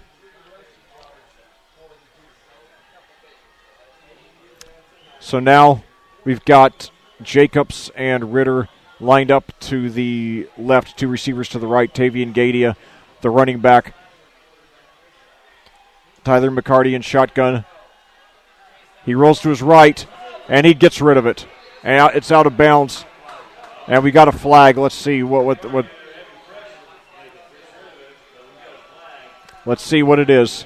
Hopefully it's against Martinsville, but it's against Plainfield. Oh, they're going to call it intentional grounding. Okay, which it probably was.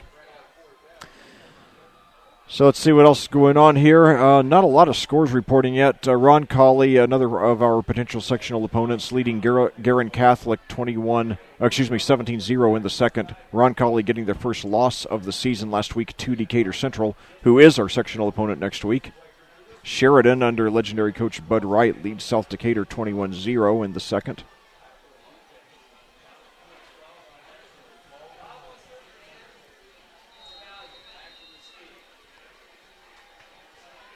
So now the Quakers punting from their end zone. And it is fielded at the 45 up to the 40, 35, 30, 25, and he's knocked out of bounds around the 20. So the Artesians knocking on the door of taking a 3-possession lead, and that would put the Quakers in very deep trouble.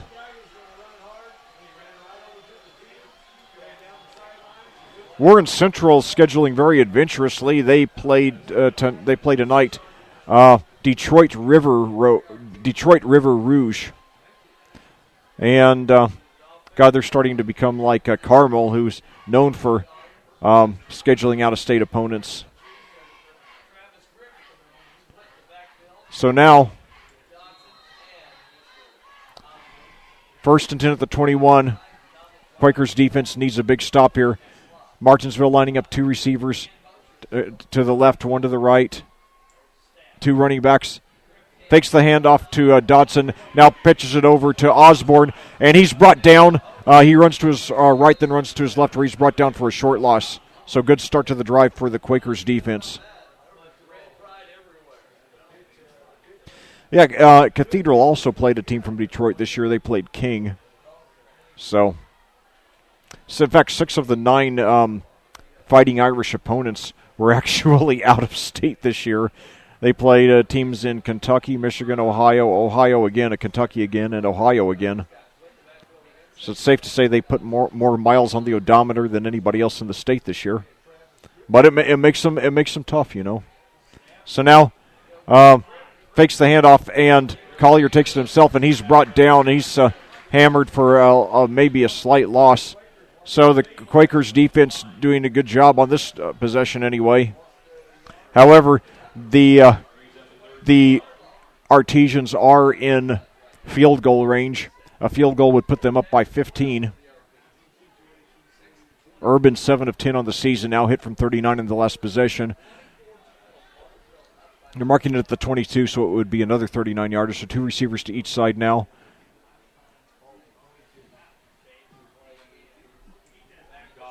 Now Collier screen pass over to the left side, and they got him for a loss. So a great defensive stand now by the Quakers. Let's see if the Artesians go for it or go for the field goal. 4th and 13. Looks like they're going. They're really going for the kill here. Maybe they figure that a 12-point lead isn't much. A 15-point lead isn't much better than a 12. So they just want to take that 3-possession lead and, really put this one into deep freeze. Clock, and now it looks like the Artesians are going to take a timeout here. So a little less than a quarter and a half to play. A lot of tension here in the atmosphere in Plainfield. It's not over yet, but the Quakers need to get something big going very soon. They trail the visiting Martinsville Artesians 24-12 here in the regular season finale. Plainfield has a date at Decatur Central a week from tonight to start off the playoffs against the third-ranked Hawks, who have one of the top running backs, maybe the top running back in the state, in Tyrone Tracy, headed for the University of Iowa. Actually, one of the best running backs in Indiana history. This is not a state known for its running backs, but Tracy is a real juggernaut.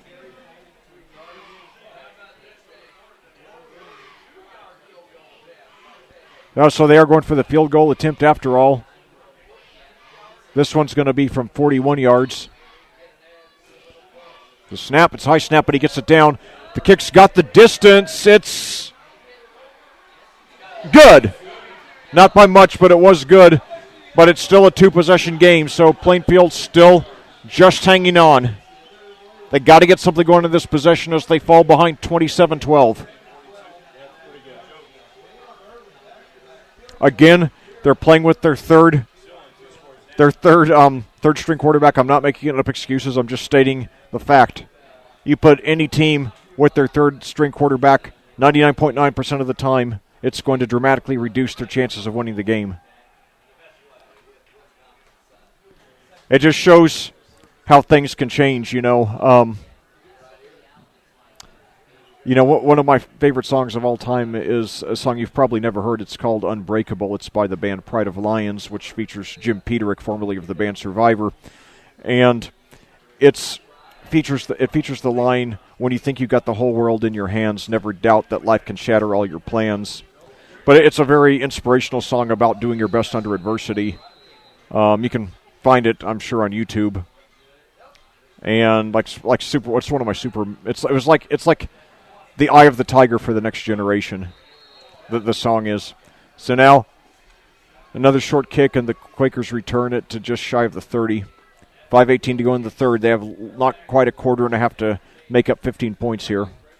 But the message of the song is that you can think that you got everything under your. You can think that everything is under your control, and then something beyond your control can happen that just ruins it, but you got to keep fighting no matter what, and that's where the Quakers are now.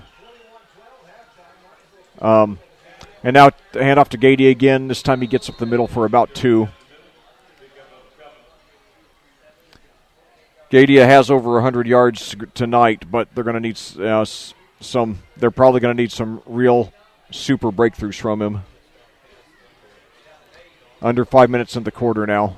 Less than 17 minutes now for the Quakers to make the comeback here. They line up. They've got Jacobs and Ritter to the left. Gadia, the running back, McCarty in shotgun. Now Farrell lines up to the right. Snap. It's low, but McCarty rolls around to his right. He's got some room. But then he's hit by a diving defender, and he's brought down right around the line of scrimmage when it looked like he had something there. 3rd and 8 now.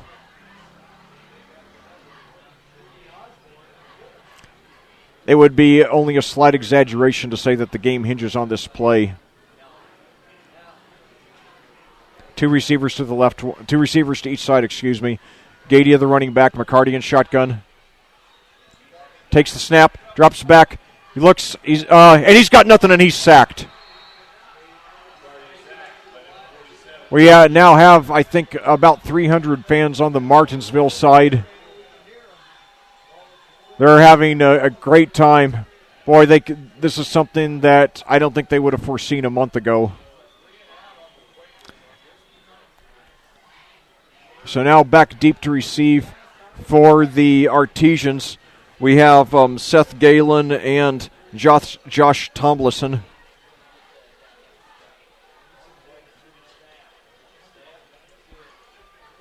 And it's a line drive kick. Bounces around the 50 or on the 45. Takes a long Quakers bounce inside the 35 and down at about the 34 with 3:23 to go here in the third quarter. But the reason I mentioned that the lyrics to that song, Unbreakable by Pride of Lions, is because, a few weeks ago, like when I was looking at Plainfield's schedule for the rest of the season, I was thinking this game was a sure thing. I certainly did not see Martinsville's 4-game winning streak, nor obviously did I have any way to foresee that Plainfield was going to lose not just 1 but 2 quarterbacks. So, anyway, Martinsville starts the drive now. Screen pass complete, but he falls down. Dodson had to, and it's going to be for a loss of about 6 yards. Dodson was losing his balance when he made the catch. So, good break for the Quakers.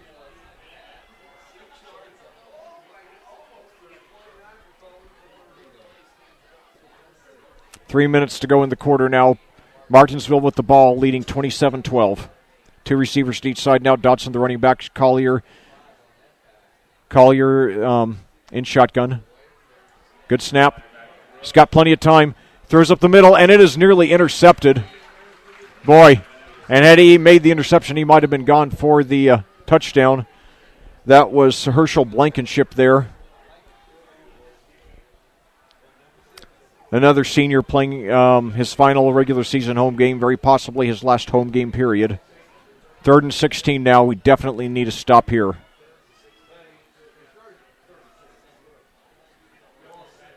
Martinsville's done very well on conversions tonight. And now they're blitzing the quarterback, and it's incomplete. So 4th and 16. 2:38 to go. Plainfield will get the ball back. They're still in this, but they've got to get something going on this possession.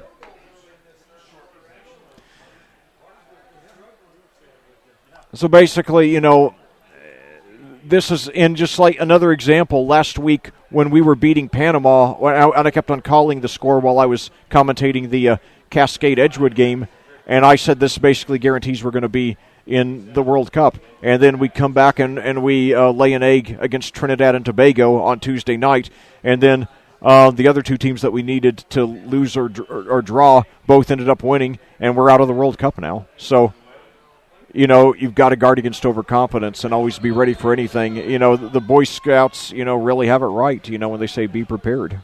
It's very simple, but it's as true a statement as has ever been created. And this game is, and the events of the last month regarding both of these two teams are a reminder of that. Plainfield program's still in great shape. They've just had, this is the 5th consecutive year they've had extraordinarily bad luck. Hopefully they'll, manage to pull off an upset, here and then in the playoffs, but we shall see. Gadia gets the ball there, takes it up about 6. Good start to the drive for the Quakers. So they got it about 2nd and 4 at their own 45, 2:12 to go and counting. We've got Ritter and Jacobs lined up to the right now. Gadia, the running back, McCarty in shotgun. Hands off there to Gadia. And this time they got him for maybe a gain of just 1. So a very critical 3rd down now. We've had a lot of very critical 3rd downs tonight for the Quakers, but none more so than this one. They give Gadia credit for 1 now, 3rd and 3 at the 46. 1:42 to go and counting. Once again, Ritter and Jacobs lined up to the right. Gadia, the running back, McCarty in shotgun. And it's a bad snap, and McCarty gets it. He rolls to it, and he throws, and it's incomplete. He got it in the vicinity of Farrell, so it will not be intentional grounding, but that will bring up 4th down for the Quakers.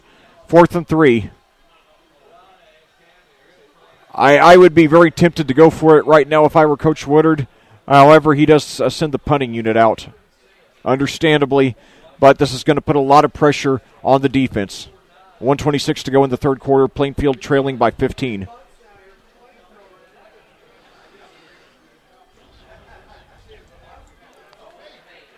No, they fake it, and they've got the 1st down. Inside the 40, inside the 35. That was Burden there on the fake. He gets to about the 29. Boy, that's the kind of play we needed. So hopefully that'll build us some momentum. We sure need it. I didn't even see the snap to him because I had my eyes focused on the punter. So Logan Burden. That will credit him with a gain of 25 yards. So now the Quakers back in business here. 1st and 10 at the Martinsville 29, 58 seconds to go and counting, 3rd quarter. 2 receivers to each side. Gadia, the running back. Now Gadia gets it, and he picks up about 4 or 5 on the right side. The clock apparently got out of bounds. The clock stops with 48.2 seconds to go. They gave him credit for 3. That'll bring up 2nd and 7 for the Quakers. They have Ritter and Jacobs to the left. Burgess and one other receiver to the right. Gadia, the running back. McCarty in shotgun. I believe every snap by Plainfield has been in shotgun today. So McCarty passes over the head of Ritter.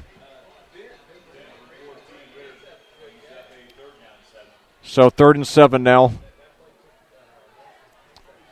If the Quakers don't get the 1st down, I assume they will go for it. A field goal, they've only attempted 1 field goal all season anyway, but a field goal would not do them much good. It would only cut it to 12. So it would still be a 2-touchdown deficit. They got to get a touchdown here. So 2 receivers to the right now. Gadia pitches it over to Jacobs. He has some room on the left side, inside the 20, inside the 15, knocked out of bounds. He does have the 1st. And we got a late flag. I think there was a late hit, which would be half the distance to the goal, which would put us well inside the 10. 38.6 seconds to go in the 3rd quarter. Officials are deliberating. Personal foul against the Artesians. Good. Okay, we're in business here.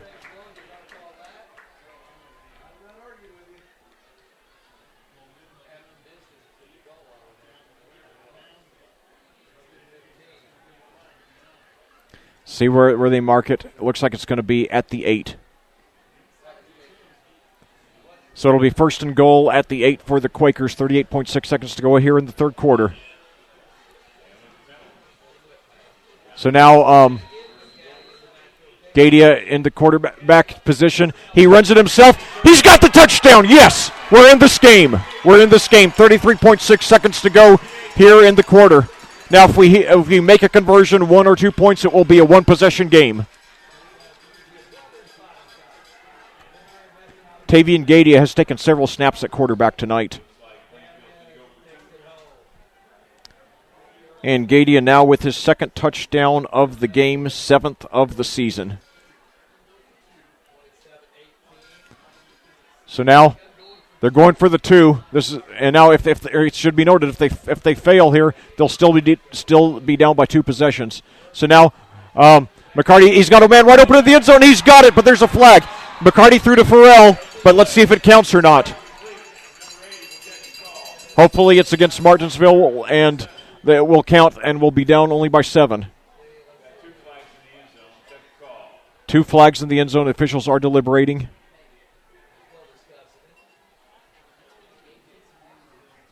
So McCarty passed to Farrell for the 2-point conversion.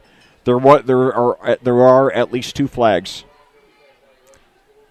And we have 3 officials discussing it right around the goal line. All eyes on the officials here. It's going to be against Plainfield. It will be declined, so the conversion is... Well, wait. So multiple fouls.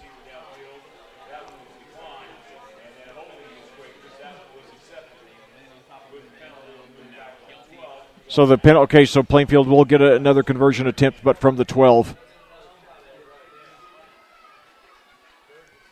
So let's see what they do. They're going for the 2 again. You know, if they went for the 1, they'd only be down by 8. It at least would be a one-possession game. But if they miss this, they're going to need 2 possessions regardless.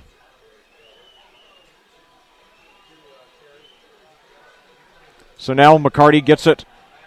Throws into the end zone. It's going to be overthrown. So that does take away a little bit of the excitement from the touchdown here. We're still 2 possessions down. Yeah, it's still showing that it's recording, so. Okay, it looks like we've lost our video feed. Hopefully it'll come back. This does happen occasionally. It is showing that we're... Okay, you turned the camera off. That's it. Yes, you turned it off. You turned the camera off. You need to turn it on. Oh, God.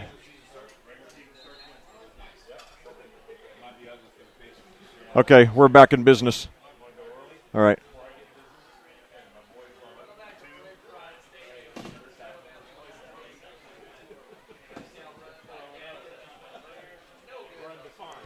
So, all right, got our video screen. Thankfully, we didn't miss any action of the game.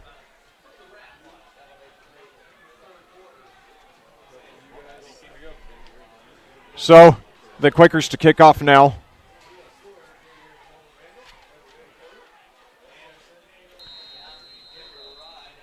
In a desperate situation, they need 2 scores and fast. I would have gone for the 1-point conversion there. The Quakers have no conversion points in this game, and that could end up being fatal. So a touchback on the kick. Now we just need a quick stop here.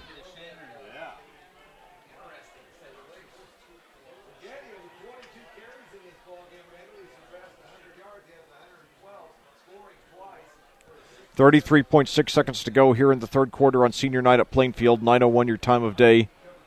It's been a valiant effort by Plainfield, playing with their third-string quarterback, a senior playing the position for the first time. Starting at the position for the first time. He took over at quarterback last week after second-string quarterback Nate Dalton was injured.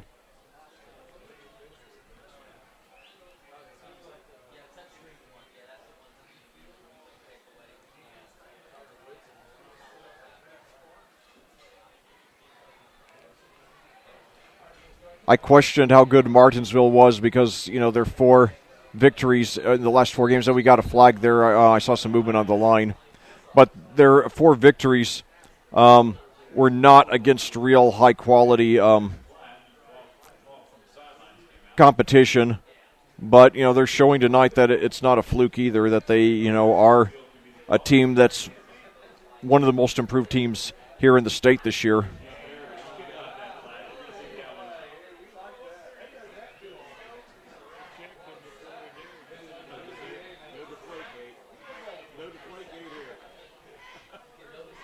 So the Artesians line up 2 receivers to the left, 1 to the right, 1 running back. Collier in shotgun. Now handoff, and he's got close to the first down. And that was Brandon Dodson, and that could run out the rest of the third quarter. By the way, the 4 Martinsville wins were against Franklin, Whiteland, Indianapolis Manual, and Mooresville. None of which are very good teams, but and now it looks. Let's see. Well, they're in their stance with 6 seconds to go, but I think they're going to let the rest of the quarter run out. Maybe to try to. No, they take a snap with a couple of seconds left. A handoff to Dodson, and they stop him short of the first down. In fact, he might have lost a yard or 2, and that brings us to the end of the third quarter. So on Senior Day, your Quakers have 12 minutes to turn it around. They trailed the Martinsville Artesians 27-18 here on audiosportsonline.com. For more than 2 decades, Wicker Construction has engaged in building one-of-a-kind homes and remodeling projects while exceeding client expectations, delivering projects with professionalism and integrity. Wicker Construction works closely with you, the client, to understand your lifestyle and construction needs. Jimmy John's offers freaky fast delivery and are last-minute catering specialists. They are located at 2683 East Main Street next to BW3s and open from 10:30 a.m. to 10 p.m. Sunday through Saturday. More information can be found at 837-8282. That's 837-8282, or online at jimmyjohns.com. That's jimmyjohns.com. Well, back here at Plainfield, we're about to start the fourth quarter of a very tense Senior Day game between your Plainfield Quakers and the Martinsville Artesians. Martinsville has a 27-18 lead and has the ball 3rd and 3 at their own 28. Plainfield has been playing with their third-string quarterback, and it has shown, but they have hung in there and been within 2 possessions the whole way. Now they're hoping they can pull it out here and give these seniors a send-off win and build some momentum going into next Friday's playoff opener at Decatur Central. And they stopped him, and he's going to be short of the fourth down. He's going to be short of the first down. It's going to be 4th and short for the Artesians. I think he's going to be a yard short. But he was swarmed by the defensive line. 11:44 to go and counting, and the Artesians are going for it, a quarterback sneak. They stop him. They stop him. We're going to get the ball. Yes. Yes. High-risk move by the... No, they said he got it. Oh, my God. It looked to me like he was down. He must have gotten it on second effort. Oh, no. I counted my chickens before they hatched there. So now another 4th down conversion for the that's 4 amazingly fourth down conversions in this game by the Artesians.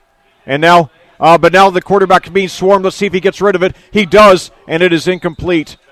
I think they're going to say it was in the general vicinity of Thomas, so there's no intentional grounding. No intentional grounding call. In fact, it looked like there was some miscommunication that Thomas ran to his right, anticipating the pass was going to be there, but it was thrown well to his left.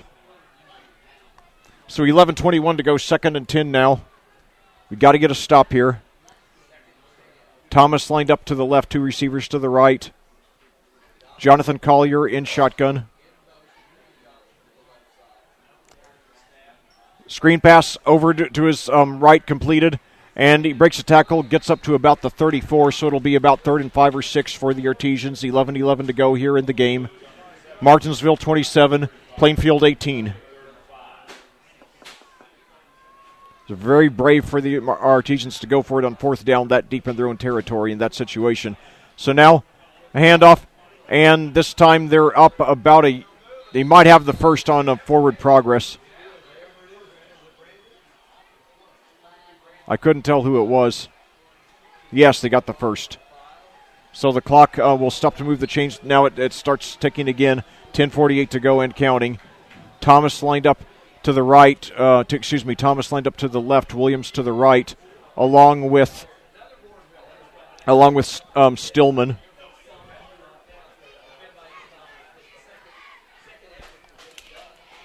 Dodson, the running back. Collier in shotgun. And now pass over to over to Collier. He gets a reception from the running back. He breaks through. He's got some room on the right side. He's got the first down well into Plainfield territory, up into about the 40. So a trick play. I thought we'd see a lot of trick plays tonight from Plainfield. Now we see one that works very well for Martinsville there. They take it up to the 41 of Plainfield. 10:16 to go now as they reset the chains.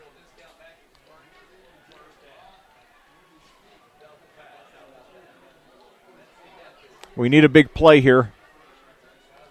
If Martinsville gets a touchdown here, then, it's not over, but it's very bleak. And now a wide pass to a wide open Matt Thomas, and he dropped it. It was very well thrown. He just didn't get the grip.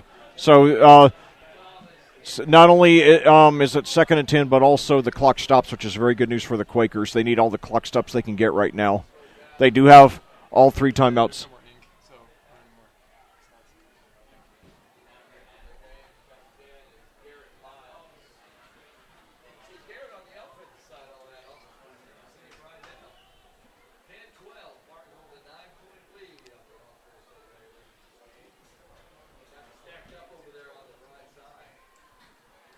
So now a rush up the middle. I believe that was Dodson again for about 3 yards. So it'll bring up a 3rd and long for the Artesians. And now we got a flag right after the snap. And it's a screen pass that's good for about 10 yards, but will it count? 9:54 to go now, and the clock stopped.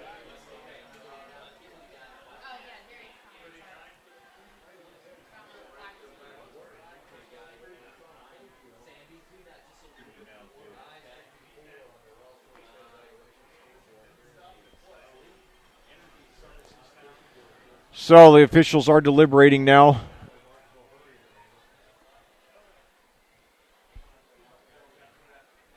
It's going to be against Plainfield. I didn't see what the call was, but it is against Plainfield, so it will be a first down for Martinsville. And this game slowly slipping away from the Quakers. They get an A for effort. They just have not had the personnel, and they haven't had the breaks either. They've made very few bad plays tonight. They've just, and especially when you're with your third-string quarterback and, he hasn't had a chance to develop much chemistry with the rest of the offense, it's tough. Even if he were, the greatest quarterback in the world, it's a big adjustment. So now, handoff, and he trips.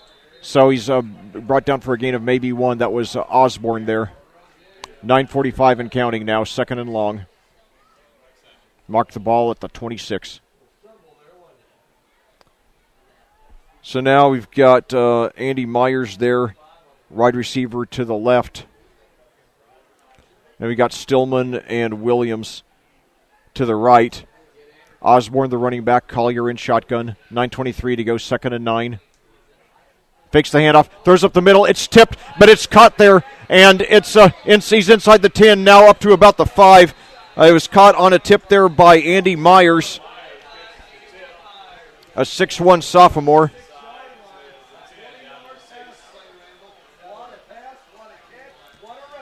Only 11 receptions on the season coming into tonight for 142 yards and 2 touchdowns. And now in the hurry-up offense, they hand it off to, I believe that was Osborne again, and they stop him for a gain of about 2.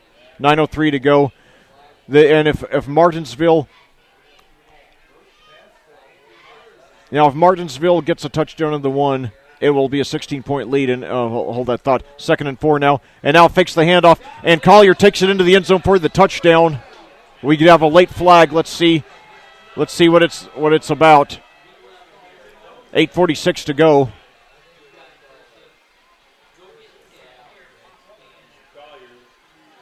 It's going to be a personal foul against the Quakers, so the touchdown will count. Now, if the Artesians hit a 2-point conversion, it would be a 3-possession lead. But it looks like they are going for the field goal, though. Caleb Urban, perfect on extra points on the season.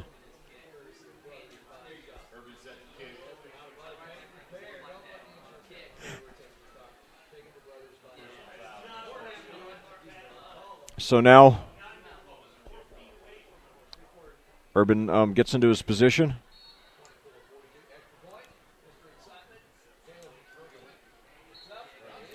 It's good.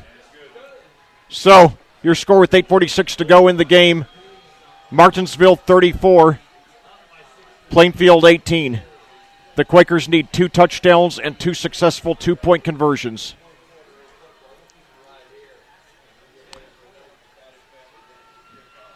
It's not likely, but it can be done.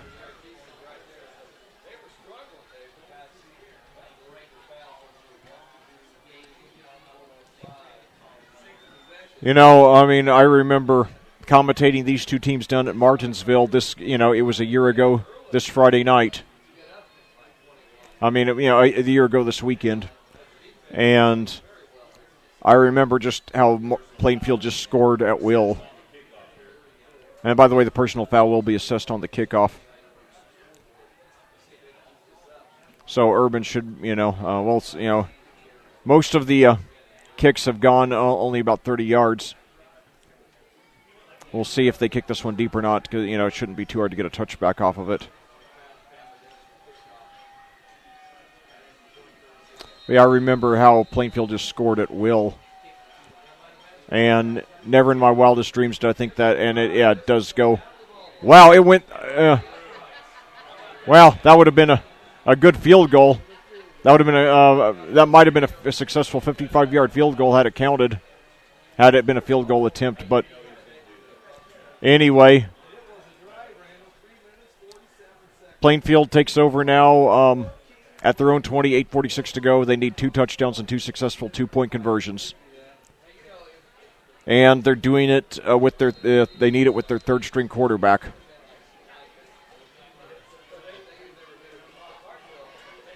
Who has only 2 completions tonight.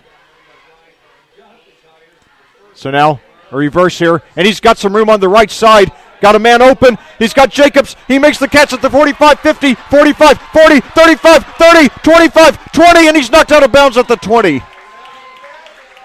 That's the kind of play they needed desperately.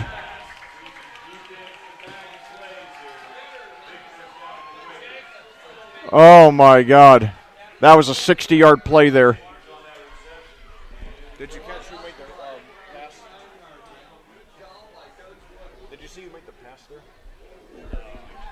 So anyway, 1st and 10 at the 21. 2 receivers to each side. Gadia, the running back. McCarty, low snap, gets it to Gadia, though. He spins around, gets about 3 or 4 yards. He was running very hard, trying to get a quick score here. But, yeah, that was a great play there. Good to see the Quakers convert a trick there. Now they just need to get some points. So 2 receivers to each side again. This time McCarty keeps it himself. He gets only a yard or 2, though, so it'll be a very critical 3rd down.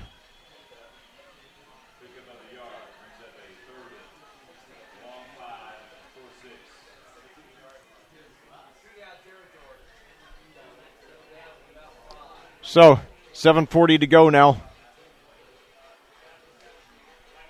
3rd and 5. Quakers need 2 touchdowns, 2 successful 2-point conversions. Hand off to Gadia. He's got a hole inside the 10, so it's a 1st down. 1st down. 7:25 to go. The clock stops to move the chains. We need to save every second we can get.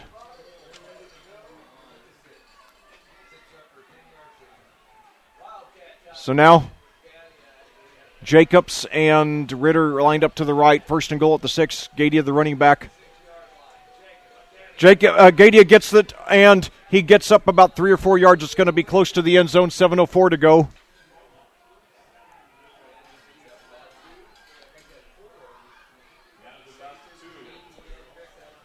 Now we got same formation. Gadia playing quarterback now. Gadia gets it. He runs toward the end zone. Did he get in? Yes.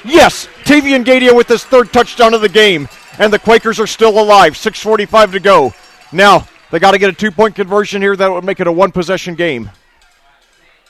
Right now, the score is 34-24 with the conversion pending.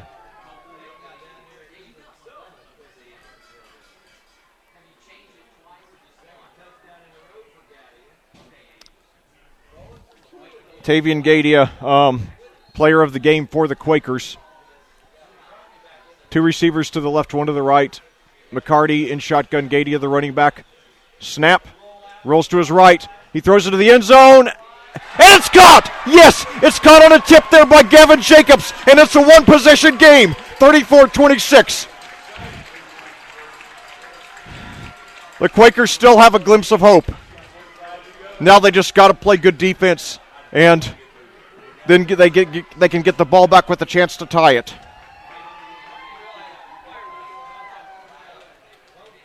You could tell they really want this one, even if they're going to lose to Decatur Central next week, which would hardly be an embarrassment, Decatur Central being number 3 in the state in Class 5A.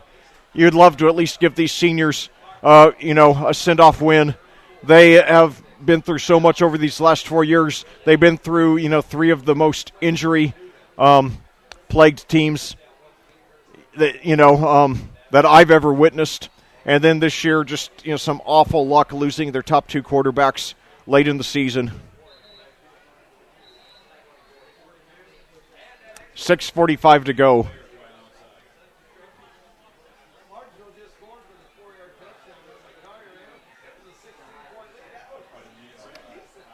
So, let's get a 3 and out here, if not a turnover.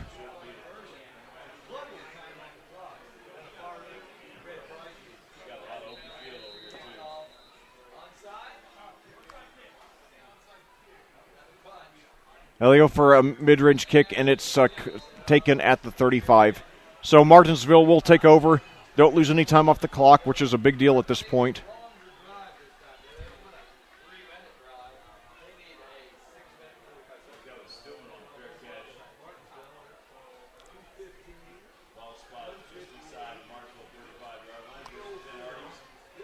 So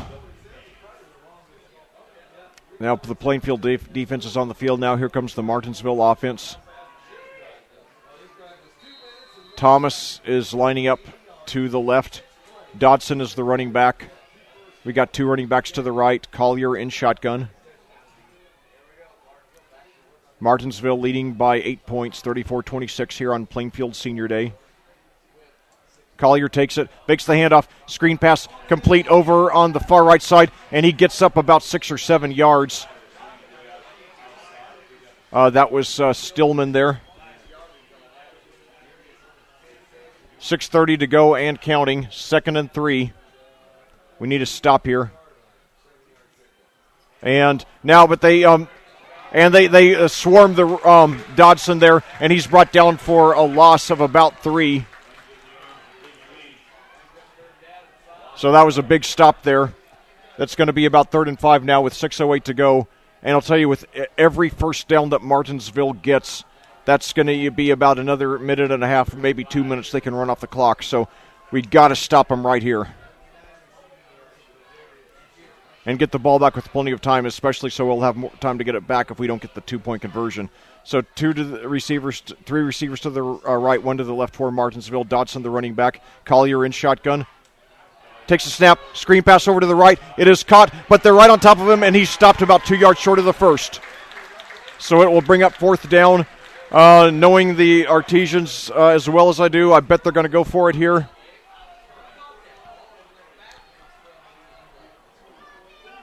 They've converted at least 4 conversions on 4th down tonight. They're going for another one here. 4th and 4. He didn't get quite as good a spot as I thought. So 2 receivers to the left, 1 to the right. Fans stopping on the bleachers here on the Plainfield side, encouraging the defense. This is the play. Plainfield's got to treat this like the play of their lives. 4 seconds on the play clock. 2, 1. And did they get the timeout? I couldn't tell if they got the timeout or if... No, they got the delay of game penalty, so apparently somebody forgot to pay attention for Martinsville, but that is a huge... or maybe, they were just... Maybe Martinsville was just taking the... Maybe Martinsville planned to do that and just try to draw Plainfield off sides, but fortunately it did not work. So now the Artesians apparently will punt for a rare time tonight. Burden back deep to receive, standing at the Plainfield 27. 5:38 to go.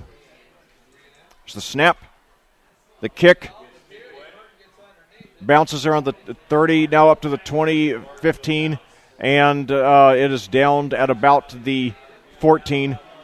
So with 5:25 to go, your Quakers take over.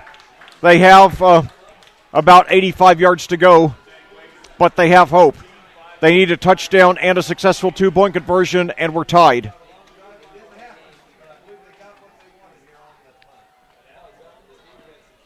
Barn burner of a finish coming out here right here on audiosportsonline.com. So now the Quakers line up with Ritter and Farrell to the left, Jacobs, and I believe that's Ritter to the right. Gadia, the running back. Gadia gets the snap, and they stop him for a gain of just 1 or 2. They're going to need something now, so we got Burgess and Jacobs to the right now, Farrell, and I think that's Ritter to the left. Gadia, the running back, McCarty in shotgun. Made a valiant effort, making his first quarterback start here on senior day. So McCarty throws up the middle. Now he's got Farrell wide open at the 30, 35. He takes it over to the right side of the field, dodges a tackler up to the 40, and he's up to about the 42. Wish he'd gotten out of bounds, but nevertheless, that's a pickup of almost 30 yards there for the Quakers with 4:50 to go. The clock stops. That'll be 1st and 10 for the Quakers at their own 42. The clock resumes now. 2 receivers to each side. Gadia, the running back. McCarty fixed the handoff, and then he takes it up himself, but he only gets about 2 yards. I think they're going to give him forward progress to about the 44. They only give him credit for 1. 4:26 to go and counting. 2 receivers to each side. Gadia, the running back. McCarty gets in shotgun. I don't think there's been a snap under center by either team today. So now McCarty takes a snap, drops back, throws deep down the middle. He dropped it. He had it, and he dropped it. That was Jacobs there. 3rd and 9. Very critical 3rd and 9 for Plainfield. If they do not score on this drive, there is a fair possibility that they will not get the ball back. 3:58 to go. They do have all 3 timeouts left. So Ritter and Jacobs lined up to the right. Burgess and Farrell to the right. Ritter and Jacobs to the left. Gadia, the running back. McCarty in shotgun. 3:58 to go. Plainfield needs 8 points. Now he takes it up the middle. He's got room. He's going to get the first past the 50. And he's dodges a tackle, spins around, gets up to about the 45. So great 3rd down conversion there by the Quakers. They move it into Martinsville territory. And it looks like we might have a breathtaking finish coming up. So again, 2 receivers to each side. Gadia, the running back.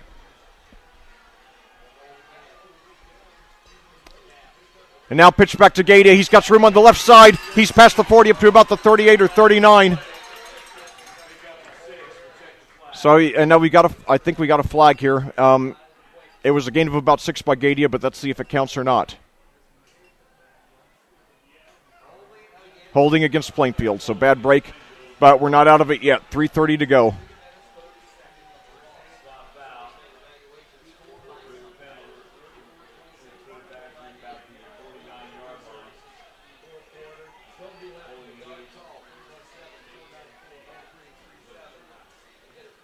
So now,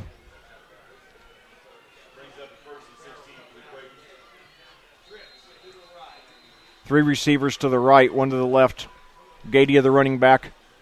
Their leading running back on the season, Dawson Anderson, has played only sparingly tonight. Now on the snap, throw deep, and it is incomplete. A little too far to the left of his intended receiver. I believe it was Burgess. So that'll bring up 3rd and 16 for the Quakers. They got to get something here. 9:27 your time of day. So now 3 receivers to the right, 1 to the left. Gadia, the running back. McCarty in shotgun.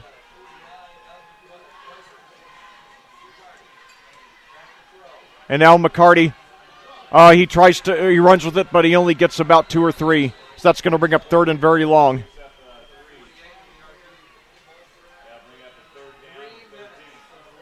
Three minutes and 1 second to go now in the game. 3rd and 13. So 2 receivers to each side now. McCarty in shotgun, Gadia the running back.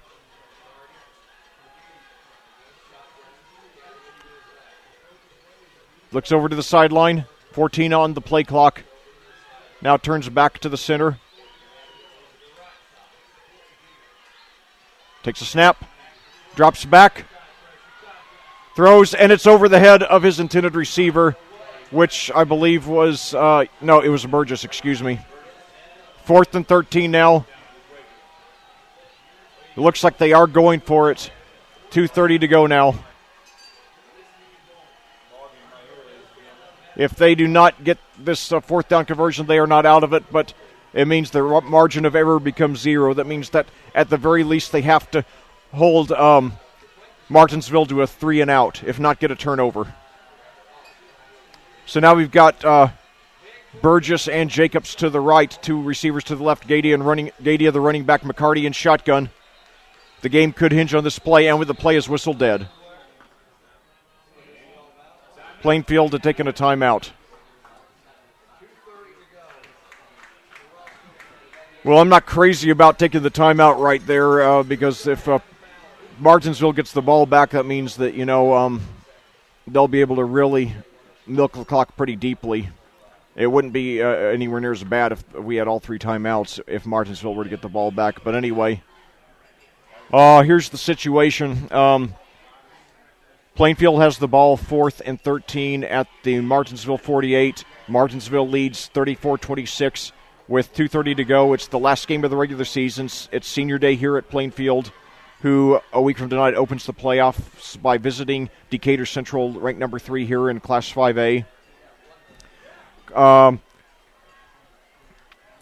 Plainfield is playing with their 3rd-string quarterback, Tyler McCarty, making his first start at the position. Plainfield having lost their top 2 quarterbacks in the last 3 weeks. Playing against a Martinsville team who only won 1 game the last 2 seasons combined, but are after a 4-0 start this year, have now won 4 in a row. So it's 2 teams that seem to be going in opposite directions, although Plainfield is on a 2-game winning streak of their own. So 2 receivers to each side now. Gadia the running back. Low snap, but McCarty gets it. He looks. He thinks about running it. He's got some room on his left side. He runs with it. I don't think he's going to get the first, though. No, he doesn't. He only gets about 3 yards. So Martinsville gets the ball with 2:19 to go. Plainfield has 2 timeouts left. The absolute worst we can allow to happen here is a 3 and out. Other than that, if Martinsville gets even 1 first down, that very well could be it.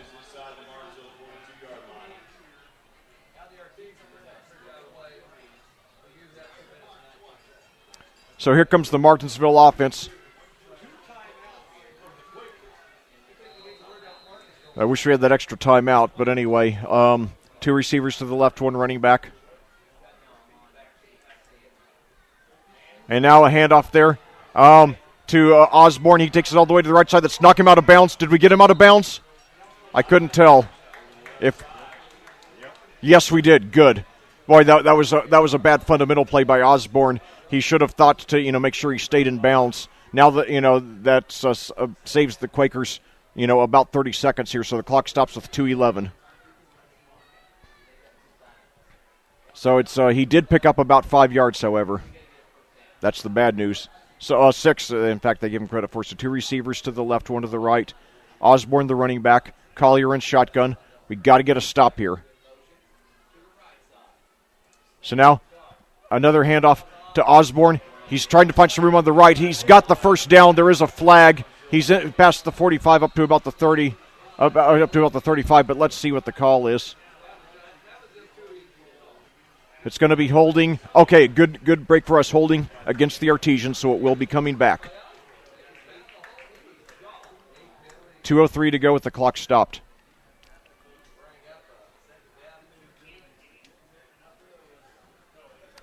So the first two plays of the drive, the clock has ended up stopping without the Quakers having to use a timeout. So it's a 10-yard penalty, so the ball is going to be marked back to the 38. So good break for the Quakers, increasing the chance that they will get at least one more possession tonight. So now Thomas out to the left. Williams and one other receiver to the right. Osborne, the running back. Collier in shotgun. Now the clock resumed. 1:51 to go. 11 on the play clock. Martinsville now just starting to get into stance. Takes the snap. Gives it to Osborne. They got him, and for maybe a gain of just one. Plainfield, the clock stops with 1:31. I believe Plainfield has just taken their second time out. Yes, they have. So we're going to keep it right here. As it's going to be about 3rd and 14 for Martinsville. So now a very good shot for the Quakers to get the ball back. Martinsville has made some outstanding conversions on 3rd and 4th down tonight, however. And that's one of the reasons, that's one of the things that will have done Plainfield in if they go on to lose.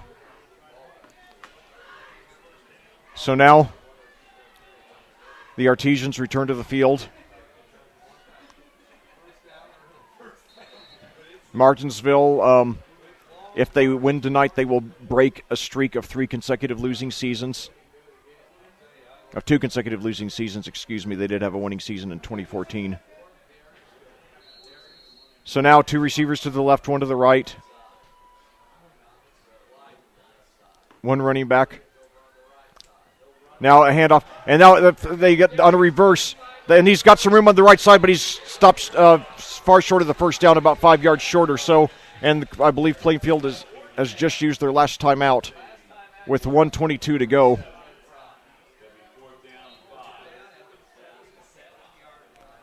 So the game hinges on this next play for the Quakers defense. It will be 4th down and about 5. I believe that was a Stillman there who took it on the that it was Collier handed off, I believe, to Osborne, who then handed off to Stillman, who took it around the right side and picked up about 9 yards.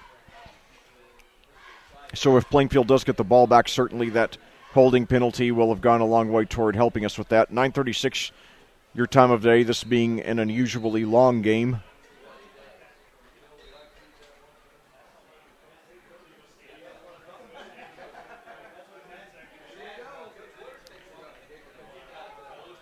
But it looks like Martinsville is going to punt rather than take the chance of the Quakers taking possession of the ball in Martinsville territory. Logan Burden back deep to receive the punt.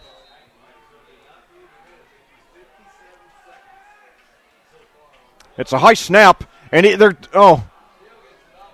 did get it off. It bounces at the 24, now inside the 15, and it is down, let's see, right around the 10. So your Quakers have about 91, 92 yards to go, 1:07 to get there, and no timeouts with their third-string quarterback. If they do this, it will be a storybook of a finish. Even so, Tyler McCarty has certainly earned the gratitude of these Quaker fans, playing his final home game starting at quarterback for the first time in his career. He has not been great, but he's been about as good as anybody could reasonably hope for under these circumstances. He's certainly been courageous and done his best and has not made any serious mistakes, which is quite a task considering what he was given to work with.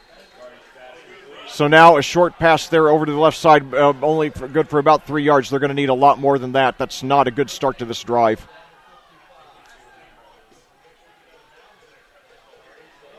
Two receivers each side. Gadia, the running back, 48 seconds to go and counting. Low snap, but McCarty gets it.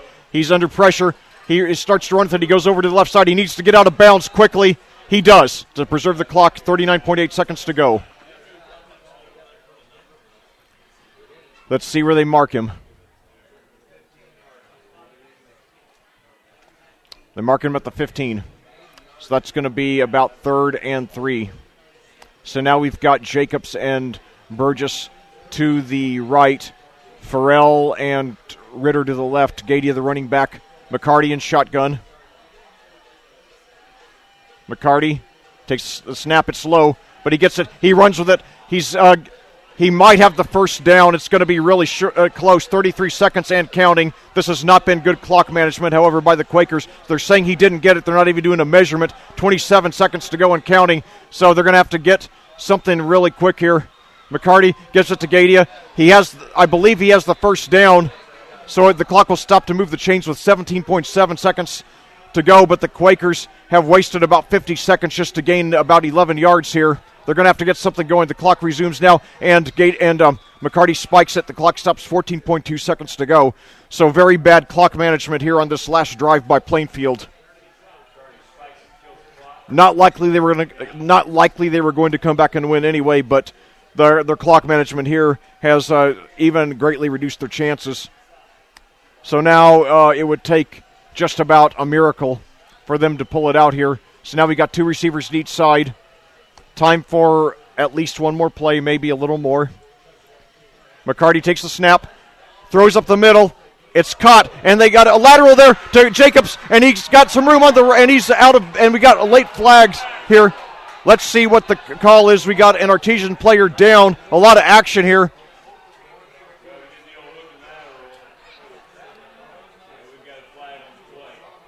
It looked to me like it was that the lateral was backwards and therefore legal. But let's see what the call is. Now, if it is an illegal forward lateral, and it's like the NFL, it could be a 10-second runoff that would end the game as there were 4.4 seconds left. But let's see what the call is. It's going to be a personal foul against Plainfield. So, one play left for the Quakers.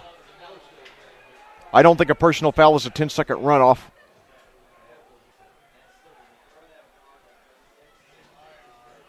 Apparently not. But let's see where the ball is marked. The officials are deliberating. So, one more play for the Quakers to salvage a win today. Well, actually, what they would touchdown, if they scored a touchdown, they would need a 2-point conversion to tie it and send it into overtime.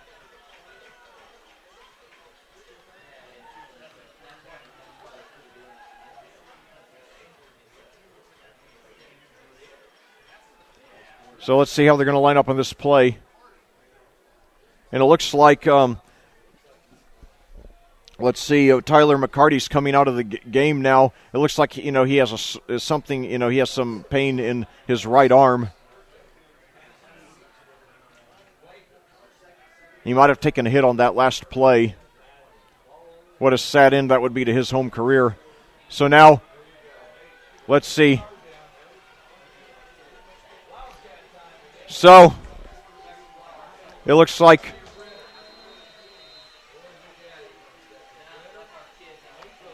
so a low snap there. But it looks like McCarty. And now a long pass. It is incomplete, and that's the game. So your Plainfield Quakers make a valiant effort with their third-string quarterback. But in the end, they just don't have enough. They lose to the Martinsville Artesians here on Senior Day to close out the regular season, losing by a score of 34-26. We'll be back with a recap and a look ahead to next week's tournament opener after these final words from our sponsors on audiosportsonline.com. Thanks.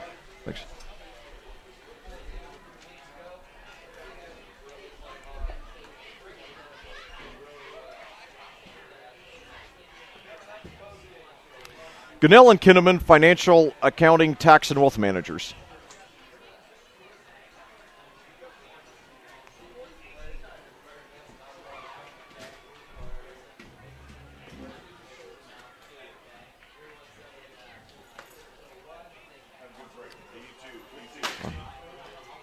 Hoosier Tent and Party Rental, 101042 Bradford Road in Avon, has been serving Hendricks County for 16 years. They have all your party rental needs. Call them at 317-272-9746 for your 2018 graduation party needs.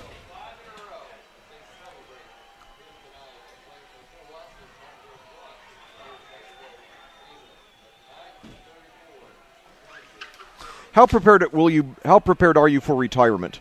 When will you be able to retire? How much will you be able to withdraw? How much will you be able to withdraw each year in retirement? What is the likelihood that you'll outlive your savings and investments? What are the financial issues that could deplete your assets? What are the financial issues that could deplete your assets? If you can't confidently answer all of these questions, then you might benefit from having a written financial plan. Having a written financial plan increases your chances of a good retirement by 60%, according to a recent survey by Forbes magazine. However, they also reported that only 24% of people have a written financial plan. At Gunnell and Kinnaman Financial, we will help you plan your financial future, and the best time to start is today. By coordinating your tax planning with your retirement planning, we can give the chance you want for a better retirement. Contact us today at 317-203-4433. That's 317-203-4433. Or email us at info@gkfin.com. That's info@gkfin.com. Gunnell and Kinnaman, Financial, Accounting, Tax, and Wealth Managers. Well, back here at Plainfield for a final time tonight, where your Quakers have just lost their regular season finale on their senior day to the Martinsville Artesians by a score of 34-26. It was a wild and woolly game throughout, in which the Quakers got off to a hot start and gave an outstanding effort, but in the end were simply much too short-staffed to get over the hump. With 10:22 to go in the first quarter, on the first drive of the game, Plainfield opened the scoring on a 58-yard touchdown rush by third-string quarterback Tyler McCarty, a senior who was making his first career start at the position tonight. Landon Williams was blocked on the extra point, making the score 6-0. Then, with 8:07 to go in the quarter, on Martinsville's ensuing possession, Jonathan Collier rushed 10 yards for a touchdown rush. Caleb Urban was good on the extra point, giving the Artesians a 7-6 lead, and they would never relinquish that lead. Then with 4:44 to go in the first quarter, Darius Stillman caught a 5-yard touchdown pass from Jonathan Collier. Urban's extra point made it 14-6. And with 11:46 to go in the second quarter, Brandon Dodson rushed 1 yard for a touchdown, and Urban's extra point made it 21-6. Plainfield struck back and tried to make it a one-possession game again with 7:44 to go in the second quarter on a 4-yard touchdown rush by Tavian Gadia. However, Gadia rushed for a 2-point conversion attempt, which failed, and Martinsville retained a 2-possession lead, 21-12. Then, with 9:02 to go in the third quarter, Caleb Urban scored on a 39-yard field goal, making Martinsville's lead 24-12. And with 5:22 to go in that quarter, Urban hit another field goal, this time from 41 yards, and that made the lead 27-12. Martinsville then took its biggest lead of the game with 8:46 remaining on a 4-yard touchdown rush by Jonathan Collier, and Urban's kick was good, making the score 34-28. However, Plainfield struck back quickly as Tavian Gadia rushed in for his third touchdown of the game, this time from 3 yards, and Gavin Jacobs caught a 2-point conversion pass from Tyler McCarty, making it a one-possession game, 34-26. However, Plainfield had 2 more possessions the rest of the way, including one that they started with about 1:07 to go, and the game ended on an incomplete pass when they were still deep in their own territory. Look at the statistics. Martinsville, in first downs, Plainfield had 17, Martinsville 18. Plainfield rushed 51 times for 293 yards. Martinsville 37 times for 138 yards. Plainfield had 155 passing yards. Martinsville 279. Plainfield completed 7 of 16 passes for no interceptions. Martinsville completed 25 of 38 for no interceptions. Plainfield had 67 plays from scrimmage for 448 yards. Martinsville had 75 for 417. Neither team fumbled. Plainfield had 2 punt returns for 6 yards. Martinsville 1 for 25 yards. Plainfield had 4 kickoff returns for 30 yards. Martinsville had no kickoff returns. Neither team had an interception. Plainfield punted 5 times, averaging 33 yards a punt. Martinsville 6 for an average of 41.2. When I said earlier neither team fumbled, I meant neither team had any fumble yards. Plainfield did have 1 fumble, but they recovered it. Plainfield was penalized 7 times for 83 yards. Martinsville 9 for 89. Time of possession, Plainfield 22:49, Martinsville 24:04. Plainfield was 5 of 15 on third down conversions. Plainfield was 5 of 15 on third down conversions. Martinsville 4 of 16. And get ready for the stat of the game right here. On fourth down conversions, while Plainfield was 3 of 5, Martinsville was 4 of 4. And that went a long way towards sealing the game for them. And Plainfield got into the red zone 3 times, scored every time, while Martinsville got into the red zone 4 times and again scored every time. Individual statistics, Tyler McCarty making his debut at quarterback, his starting quarterback debut in his senior day, completed 5 of 13 passes for 86 yards and no touchdowns and no interceptions. Mason Burgess completed 1 of 1 pass for 59 yards. Receiving, Cade Ritter had 3 receptions for 28 yards. Gavin Jacobs, 2 for 74. Tice Farrell, 2 for 53. On the ground, Tavian Gadier rushed 28 times for 104. Tavian Gadier rushed 28 times for 149 yards and 3 touchdowns. Tyler McCarty, 15 for 111 and 1 touchdown. Logan Burden, 1 for 25, that being, I believe, on the fake punt. And then Ricky Alsum, 2 for 10. For Martinsville, Jonathan Collier completed 24 of 37 passes for 260 yards, 1 touchdown, and no interceptions. Darius Stillman completed 1 of 1 pass for 19 yards. Darren Stillman was the leading receiver with 12 receptions for 105 yards and 1 touchdown. Corbin Williams had 5 receptions for 90 yards. Matt Thomas, 5 for 51, and Andy Myers, 1 for 20. On the ground, Brandon Dodson was Martinsville's leading rusher with 17 rushes for 78 yards and 1 touchdown. Isaac Osborne went 12 for 36, and Jonathan Collier went 6 for 21, and Darius Stillman went 1 for 1. So, in conclusion, Plainfield really, I give them about a B+ for this game when you consider what they were up against, that they were down to their third string quarterback who was making his first career start at the position on his senior day, and that their leading rusher, Dawson Anderson, played only sparingly, and they were playing against not a great Martinsville team, but certainly a solid Martinsville team. They would have needed, to get a few more breaks than they did.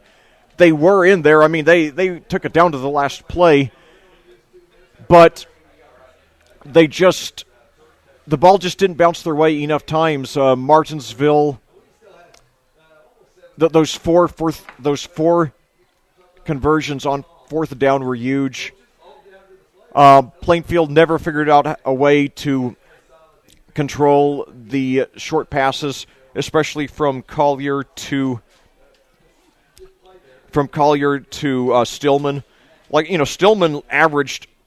He had 12 receptions for 105 yards. That's not even 9 yards a reception, which isn't very much. But all you need, like I say, is 3.4 yards of play, and that'll get the job done. So Plainfield was really able to eat into the Martinsville was able to eat into the Plainfield defense with those short passes that the Quakers never found an answer for. Now, later in the game, the Quakers did start controlling the Martinsville rushing attack fairly well, but Plainfield never did much to stop the short passes, and that was also one of the big things that pushed the game into Martinsville's favor, as well as, like I said, the 4 conversions on 4th down. So, nothing to be ashamed of. Sure, you wanted to get a win tonight, but, like I said, it's not an excuse, it's a fact. Plainfield was drastically short-handed tonight. And I will say another thing. Tyler McCarty, from what he showed me tonight, he has decent quarterback skills. If you gave him a whole season to work together with these guys and build a good chemistry, they might have been able to win a lot of games with that combination. But when you throw a guy into the fire like this on such short notice, it's very tough. Plainfield would have needed a near-perfect game tonight, and they did play a very good game, especially considering what they were up against. So, a disappointing game, a disappointing loss, but not a disappointing effort at all. The Quakers made us proud tonight, and, very often over the years the Quakers have made us proud in victory, but there are other times when they were up against, where the deck was stacked against them, and they gave a courageous performance and made us proud in defeat, and this is one of those nights.